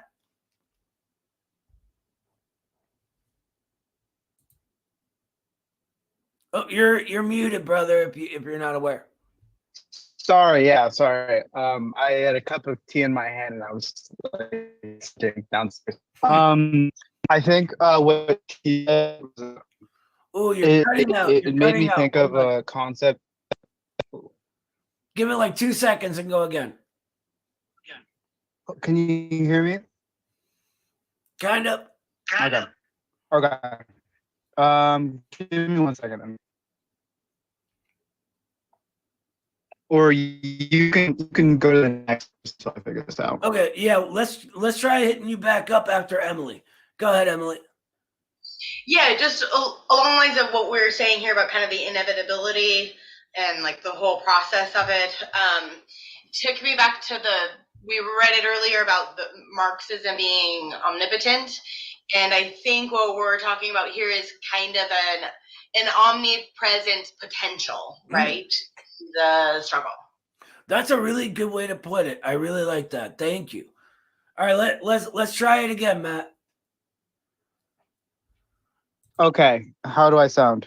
Perfect. Perfect. Brother. Okay. Go ahead. What Tiva was saying was really it was really important, but there's like a delicate nuance that, like, unfortunately nothing is inevitable, but what we do have is historical momentum, in the sense that, like, the same way the capitalists had the historical momentum to overthrow feudal societies, because capitalist accumulation inherently increases proletarianization, we will have a historical momentum. And I think one of the best manifestations of the fact that it's not inevitable is the fact that even after the Soviet Union was established, there were still major strongholds all throughout of capitalist strongholds throughout Europe and the Americas that still outlasted the Soviet Union. So it's just, it's good to know that we have historical momentum, in my opinion, because of, like, dialectical materialism and things like that. 100%, brother. Thank you. Did you have something else, Emily, or was your hand just still up? Okay. Go ahead, Sam, then. Just a kind of a little phrase or aphorism that I've used as of late to describe what Matt was just talking about is that revolution is inevitable, but the revolution is not, if that makes sense. As in, there's nowhere else to go but to remain here, aside from the climate disaster that might mix things up. But in the sense of historical development, there's nowhere else to go but revolution, which is where you kind of get that end of history crap. But there's nowhere else to go but revolution, but the revolution, the Second American Revolution, whatever it's called, is not inevitable. That requires a whole load of stuff. There's tons of theory about that. But yeah, just that quote, revolution is inevitable, the revolution is up to us, or something like that. I like that a lot. I like that a whole lot.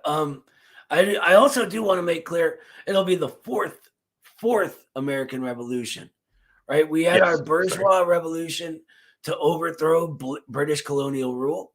We had our second revolution in which the enslaved black proletariat overthrew the slave class through the general strike and joining the Union Army. And then we had our own dictatorship of the proletariat right down there in Reconstruction.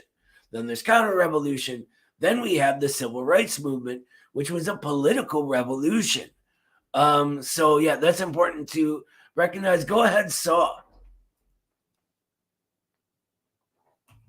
Yeah, I was just gonna say, I think that, like, revolution in the human sense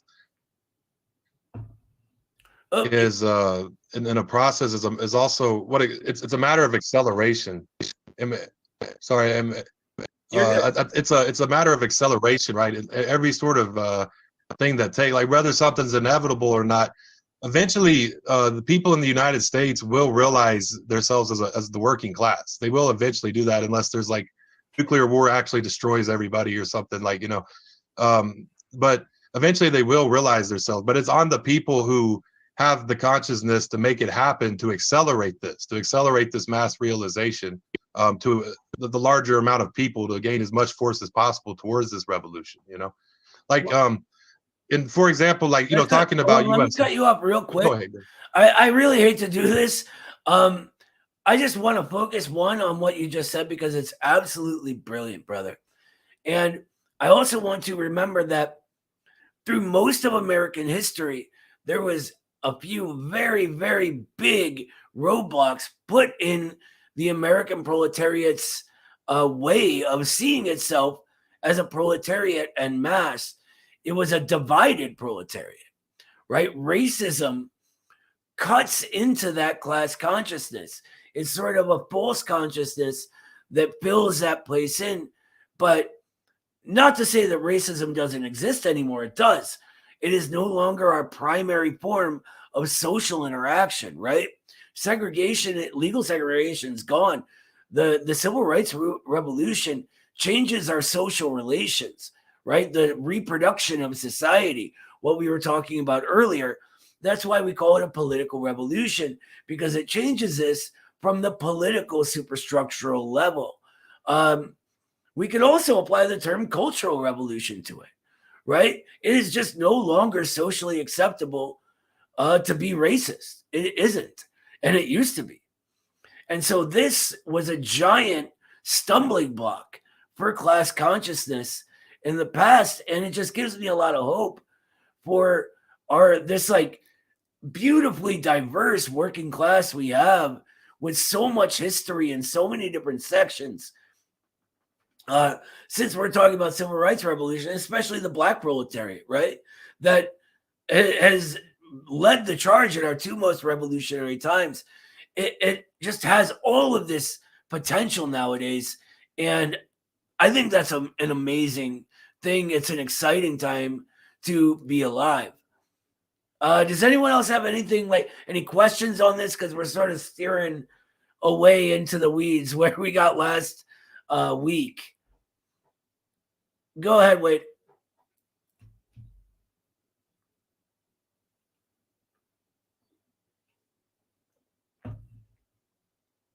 Oh, okay. Well, let's continue on then with section 3, which is the last and shortest section. Who wants to read? I can, if you like. Yeah, go ahead, brother. I have this on a book. I have this section on a book. It says, when feudalism was overthrown and free capitalist society appeared on Earth, it at once became apparent that this freedom meant a new system of oppression and exploitation of the toilers. Various socialist doctrines immediately began to rise as a reflection of and protest against this oppression. But early socialism was utopian socialism. It criticized capitalist society. It condemned and damned it. It dreamed of its destruction. It indulged in fancies of a better order and endeavored to convince the rich of the immorality of exploitation. All right, let's pause right there. Doesn't that sound a lot like a lot of the left today? Right? There's all these moral arguments, right? And they try to convince these rich people whose interest socialism is 100% against how immoral they're being, or they'll shame them, or they'll shame themselves, right? They'll talk about how awful their class is and was or whatever. But at the end of the day, nothing happens. Utopianism, even in its most brilliant forms with Robert Owen and Saint-Simon, can't create change because it begins at this level of the idea rather than the level of the material reality, the level of scientific analysis. Go on, Saw. Next paragraph. Yeah. It says, however, utopian socialism could not point the real way out. It could not explain the essence of wage slavery under capitalism, nor discover the laws of its development, nor point to the social force which is capable of becoming the creator of a new society. All right, real quick. This is what Marxism does for us. And if we're interested in change, these are the things we need to know. Go ahead.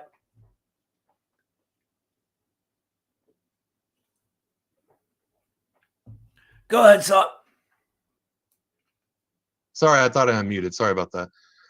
Meanwhile, the stormy revolutions which everywhere in Europe, and especially in France, accompanied the fall of feudalism, of serfdom, more and more clearly revealed the struggle of classes as the basis and the motive force of the whole development. Not a single victory of political freedom over the feudal class was won against desperate resistance. Not a single capitalist country evolved on a more or less free and democratic basis, except by a life and death struggle between the various classes of capitalist society. The genius of Marx consists in the fact that he was able, before anybody else, to draw from this and apply consistently the deduction that world history teaches. This deduction is the doctrine of the class struggle. All right, let's stop right there. Thank you so much for that, brother. I know that was a lot of different wording than the online version. Excuse me. That's actually because it's so different is why I'm using the online one with you guys.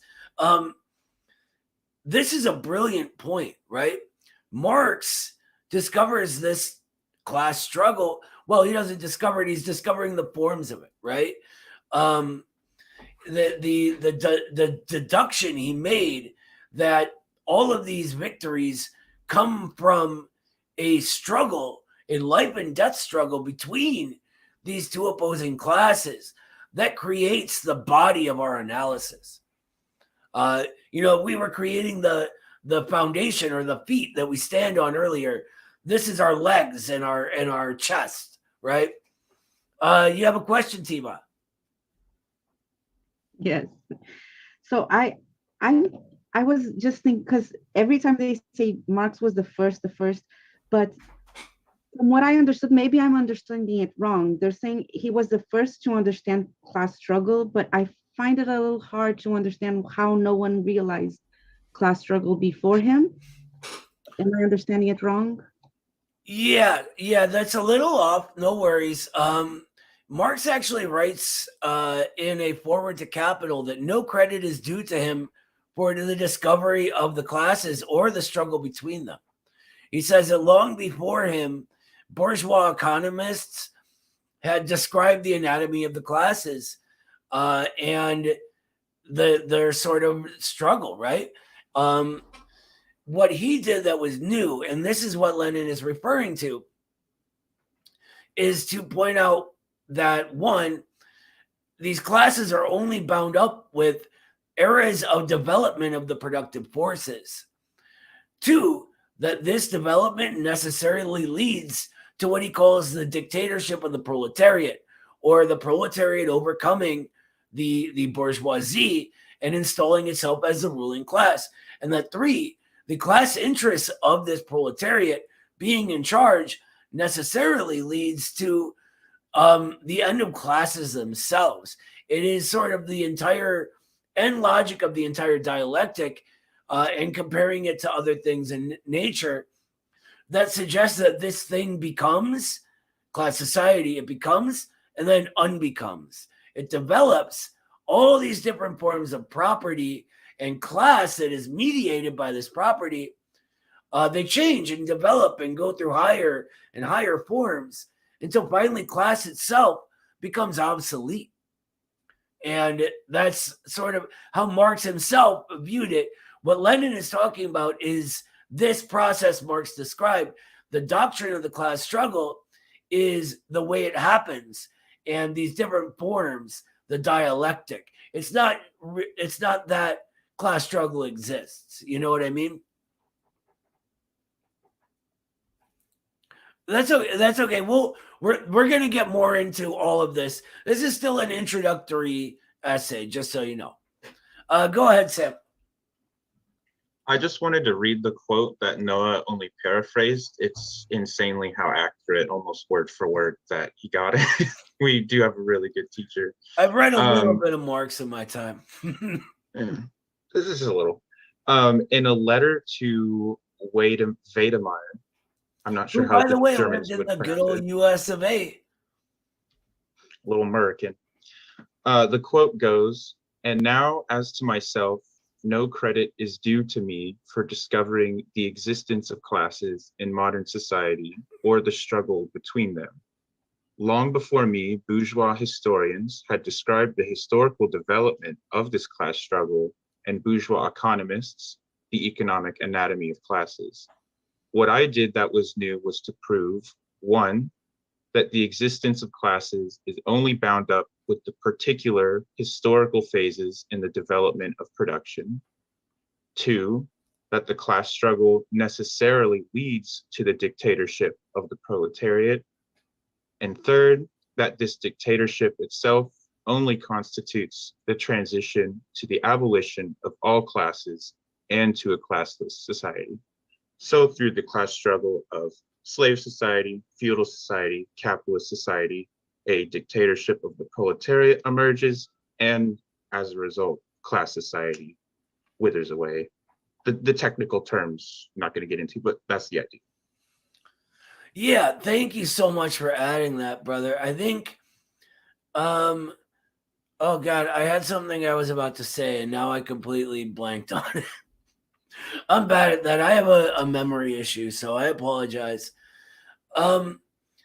but Marx sort of focuses on the proletariat for a reason, right? There's something unique and new about this proletariat because for the first time in history, it is a class whose class interests, as it becomes ruling class, is not the interests of a minority ruling over an exploited majority, but an exploited majority ruling over an exploiting minority, right?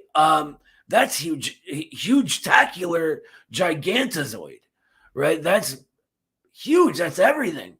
This is why he calls the proletariat things like the ingenious soil of humanity, right? That it is the ground in which the future is built upon, that arises out of.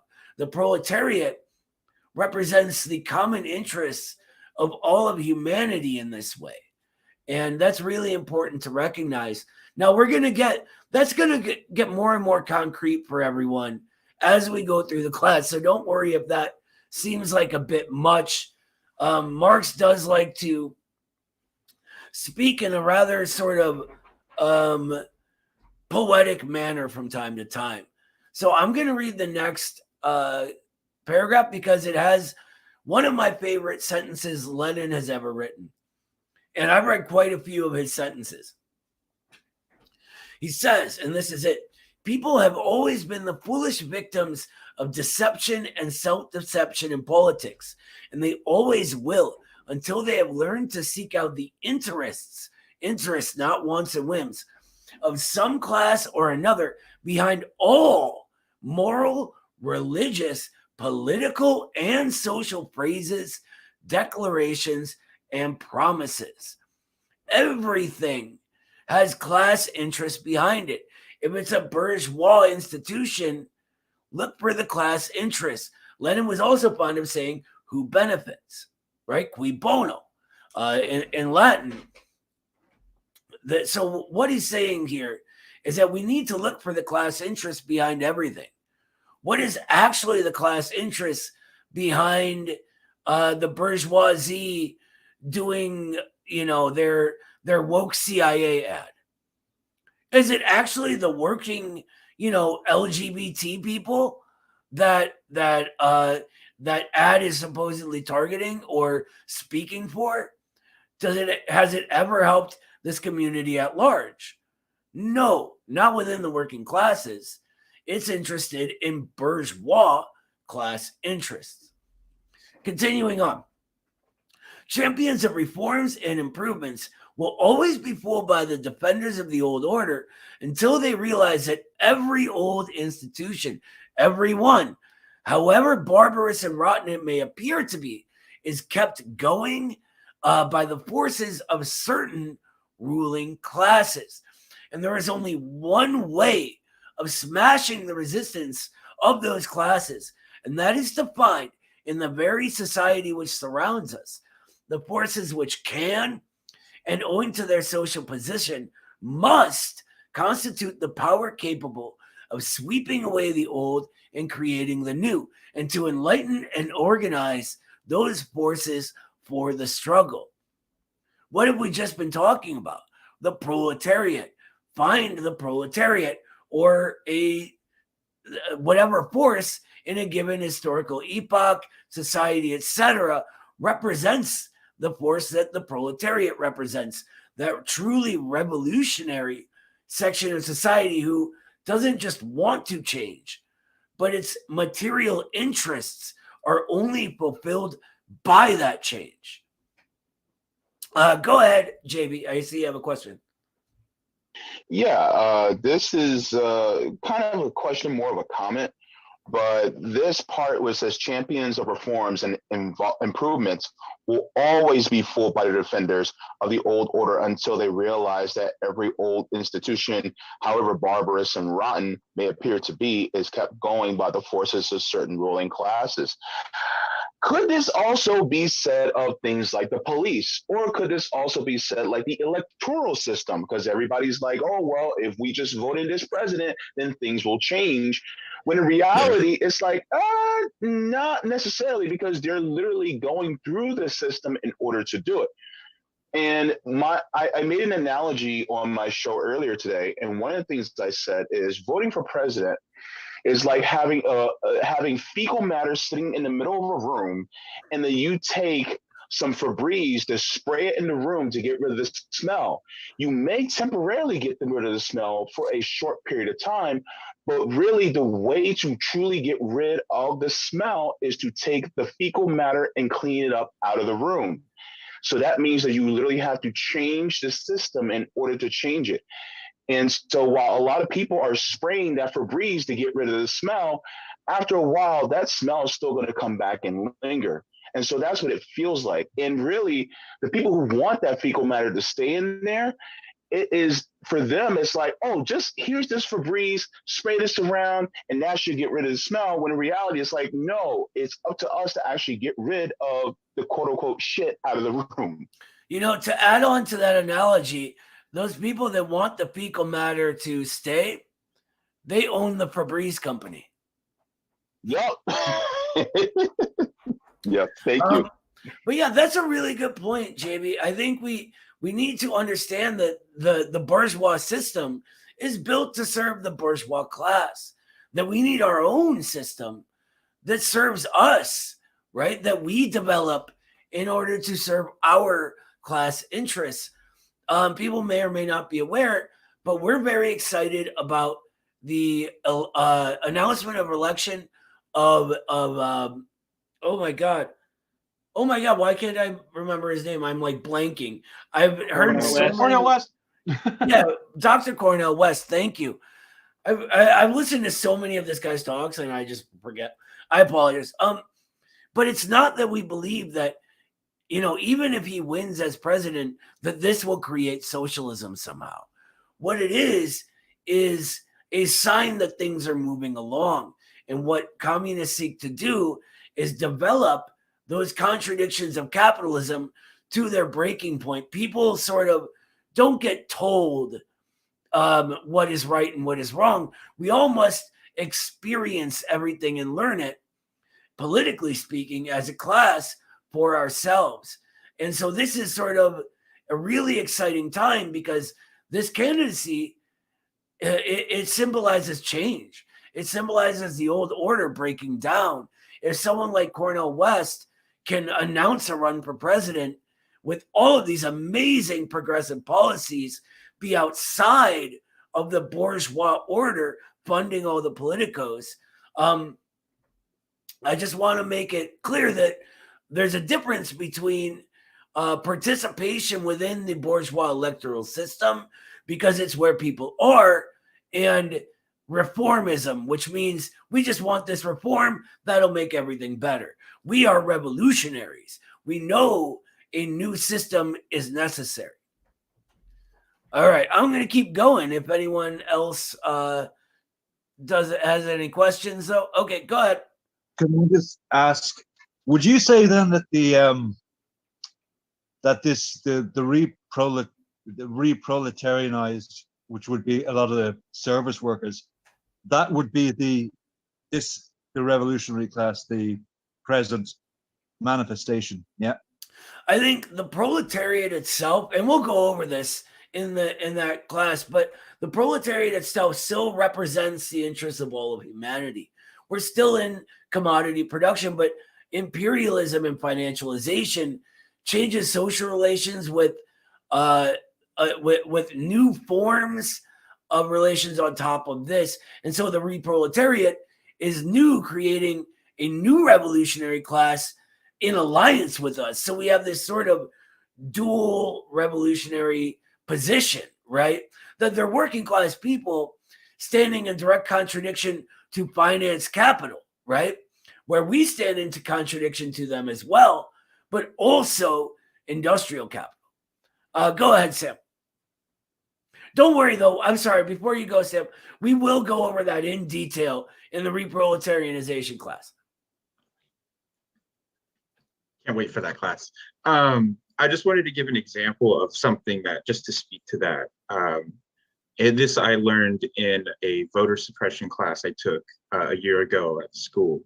And we studied Carol Anderson's book, One Person, No Vote. And it mentioned how when Native Americans somewhat effectively stopped the building of the pipeline, in those states, GOP lawmakers changed the voting requirements in such a way that it like essentially killed their ability to vote in terms of requiring street addresses. For those who haven't been on reservations, they kind of run things their own way, so they don't always have conventional street addresses. So they just put in those types of measures to say, even if you're going to be somewhat democratically effective and you're a group so far in the margins of society, we're still going to, you know, put barriers in place. So when you look at those examples of how it's done in the most confined areas, you have to realize it's going to be that on a scale, you know, unlike anything we've seen once it's, you know, at the mass level. The bourgeoisie will always use its institutional power in service of its class interests.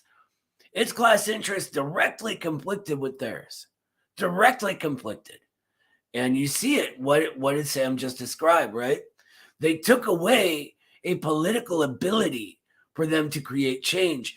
And that is a horrible thing. It also opens eyes. It creates more consciousness. It's another quantitative step. And we'll learn about quantitative motion and qualitative change later on in the class. But all of these sort of interrelated phenomenon connect and drive forward our motion. This is people thrust into motion because they must be. When you're denied this avenue, other avenues become your only option. So let's continue reading. Marxist philosophical materialism alone has shown the proletariat the way out of the spiritual slavery in which all oppressed classes have hitherto languished. Marx's economic theory alone has explained the true position of the proletariat in the general system of capitalism. Independent organizations of the proletariat are multiplying all over the world, and they're doing so again in our era. From America to Japan and from Sweden to South Africa, the proletariat is becoming enlightened and educated by waging its class struggle. It is ridding itself of the prejudices of bourgeois society. It is rallying its ranks ever more closely and is learning to gauge the measure of its successes. It is stealing its forces and growing irresistibly. This class, what you all are doing right here is proof of that. This sort of thing wasn't going on like this 20 years ago. It's happening now. We're seeing massive waves of radicalization now for a reason. We saw after the state murdered George Floyd, we saw the largest protest demonstrations in this country's history. Areas that had never protested in the history of the country were standing up and saying, that ain't right. They killed one of us. And all of us, no matter what community we come from, considered him one of us, a poor working class American. And that, brothers and sisters, means everything. Cheryl, you have a question. Go ahead. Oh, you're muted. There we go. I just keep forgetting this was written 100 years ago. Very, very good point. It seems as if so much of this, because of the revolutionary era we're entering right now, so much of what we'll read seems as if it could have been written yesterday, right? Lenin could be describing this. There's one of my own sort of expansions of theory is by an American communist named Gus Hall, who led our Communist Party for a long time. He had a theory he called petty bourgeois radicalism.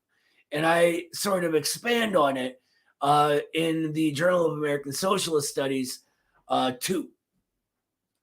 And if you read that, he's speaking in 1970, completely different era from Lenin then and us now.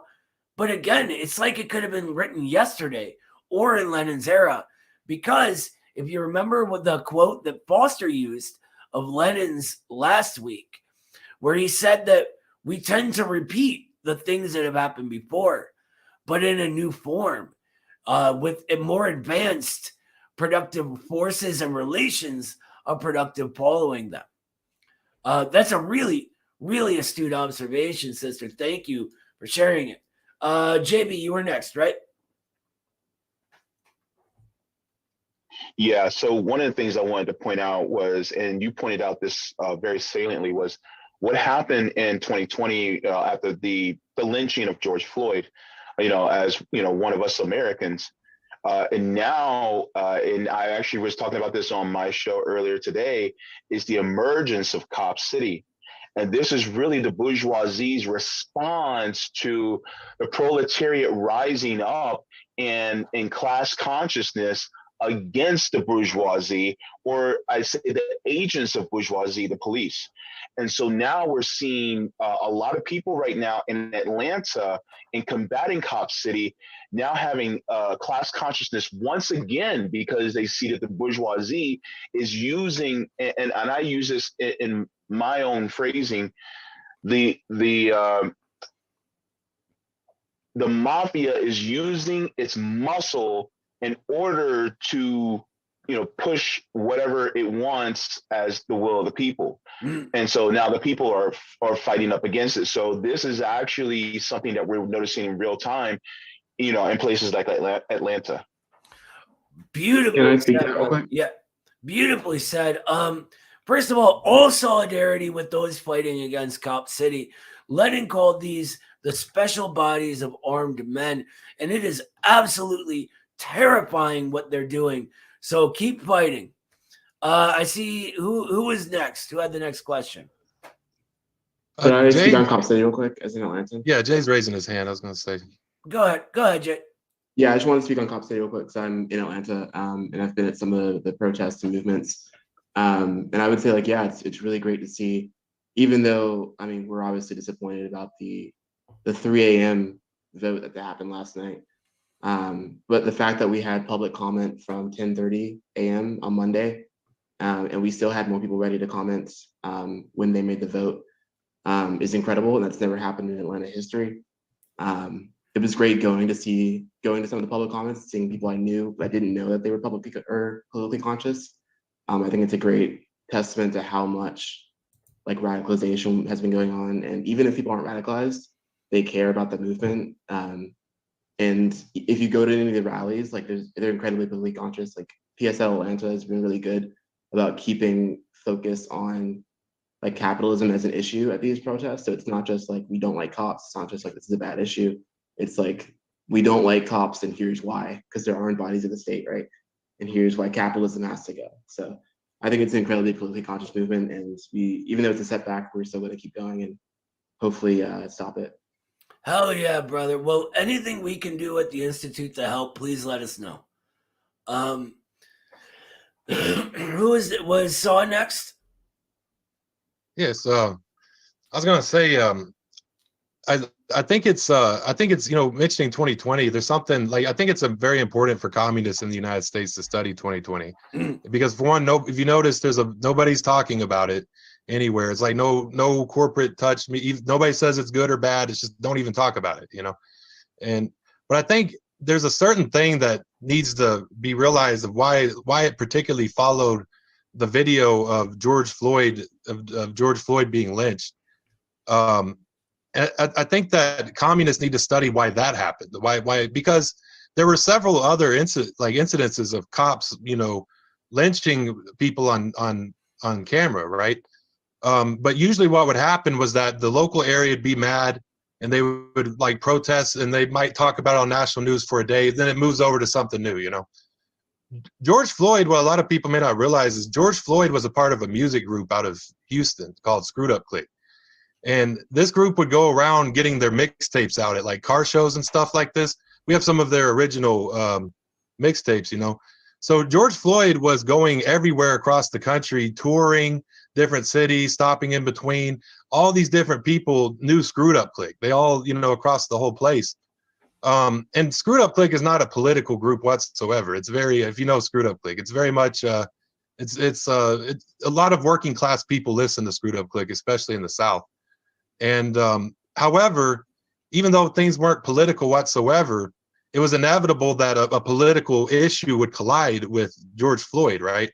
And so when that had happened, now the video of George Floyd being lynched went to all these different people who like personally had seen George Floyd, who had or seen Screwed Up Click, and they start sharing the video saying, I remember seeing this with George Floyd, and you know, with Big Floyd here and Big Floyd, you know, and a lot of people had these, and that shared to this big to the community of all the different local communities who are already still mad about police murdering people in their community, you know, that they felt like they never got justice for it. And it just goes to show the inevitable like political force that George Floyd had by networking and contacting people. Because when he would do music, he would never say, oh, are you left wing or right wing? Do you vote, or what's your ideology like? It was usually like, do you want to buy a mixtape? Do you want to?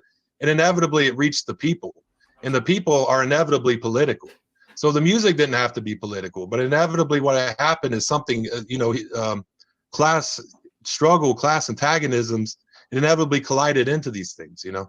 And I think that's something that a lot of that communists need to understand about why particularly George Floyd's video, after so many people have been lynched on video. And, you know, it probably combined with like the Ahmaud Arbery video that happened a couple weeks before, along with, the COVID, everybody's really mad at the capitalist state, you know?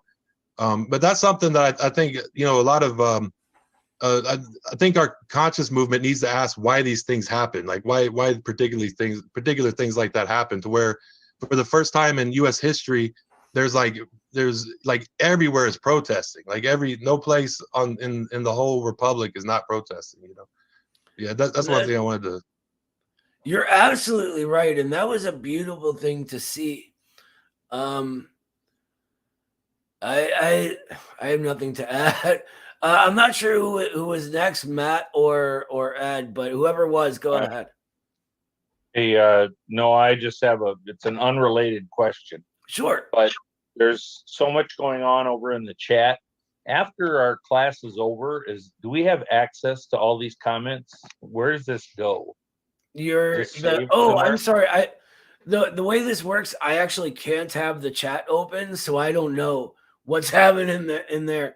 I think they just disappear with the meeting though. So if you want to save something, I would copy and paste it. All right, thanks. There's a button that you can push for that.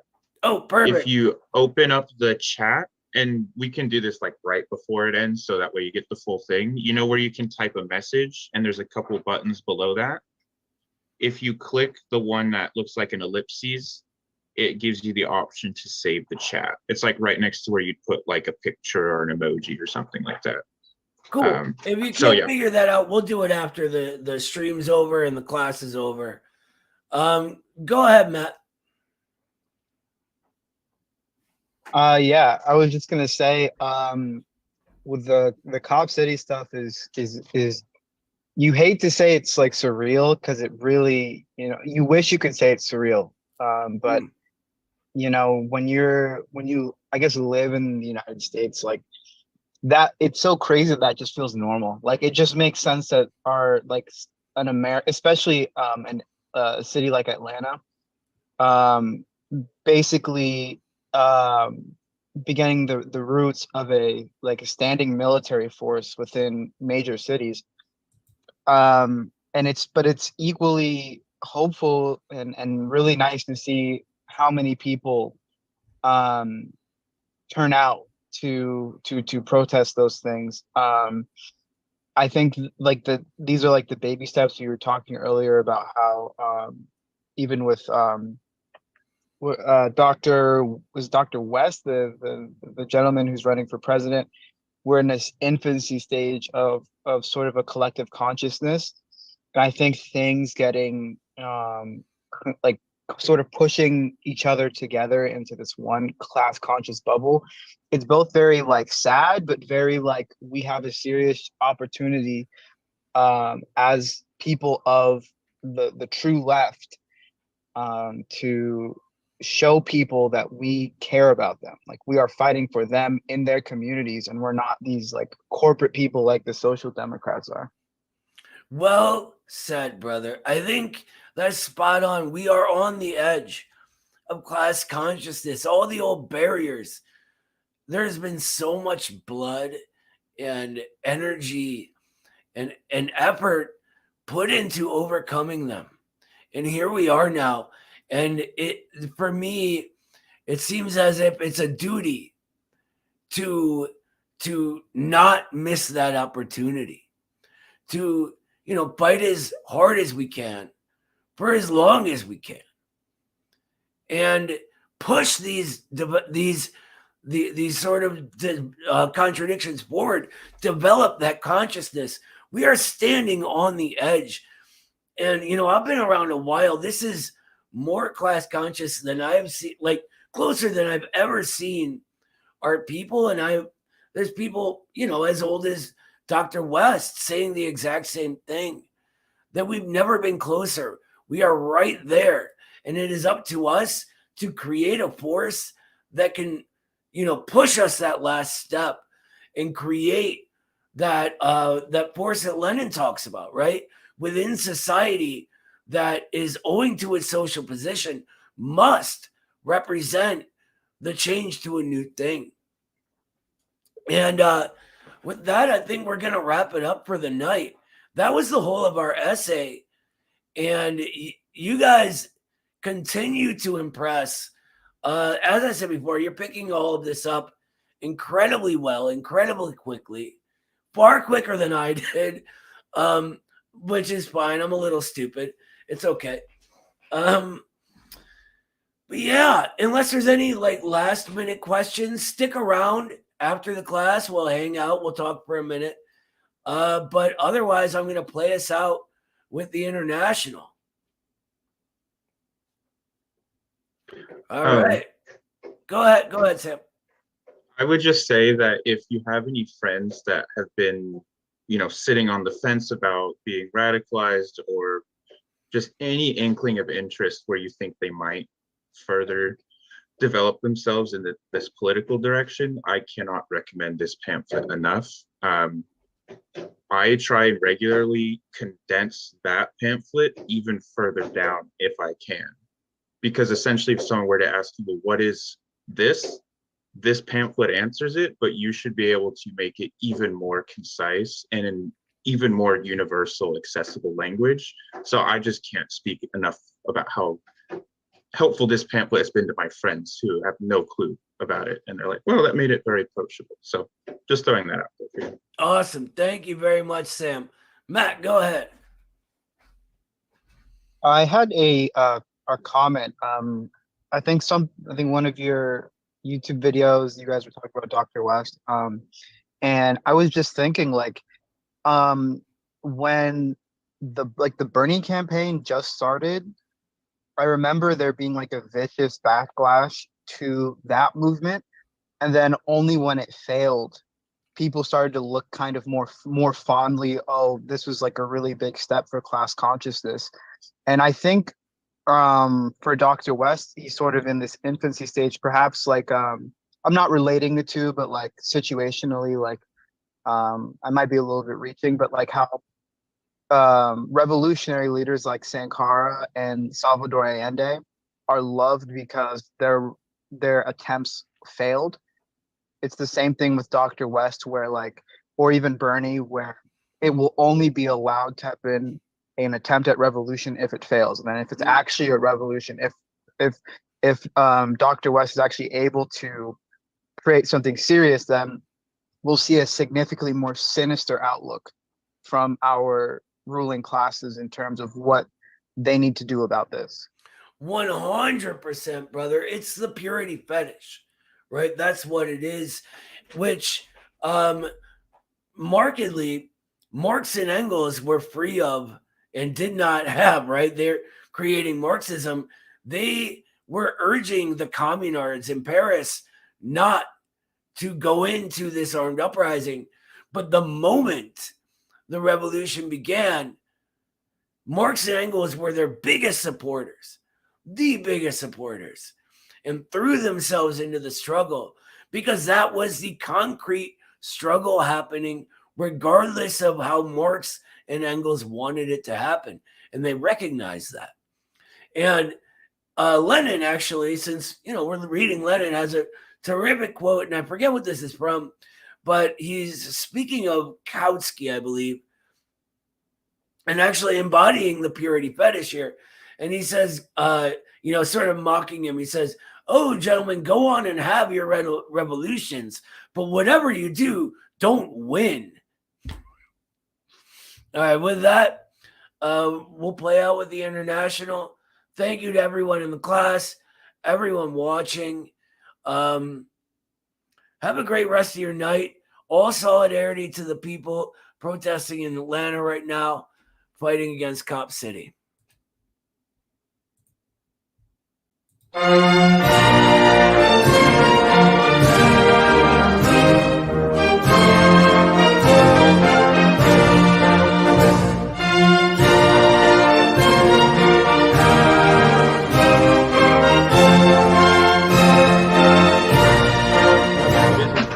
For the International to get over.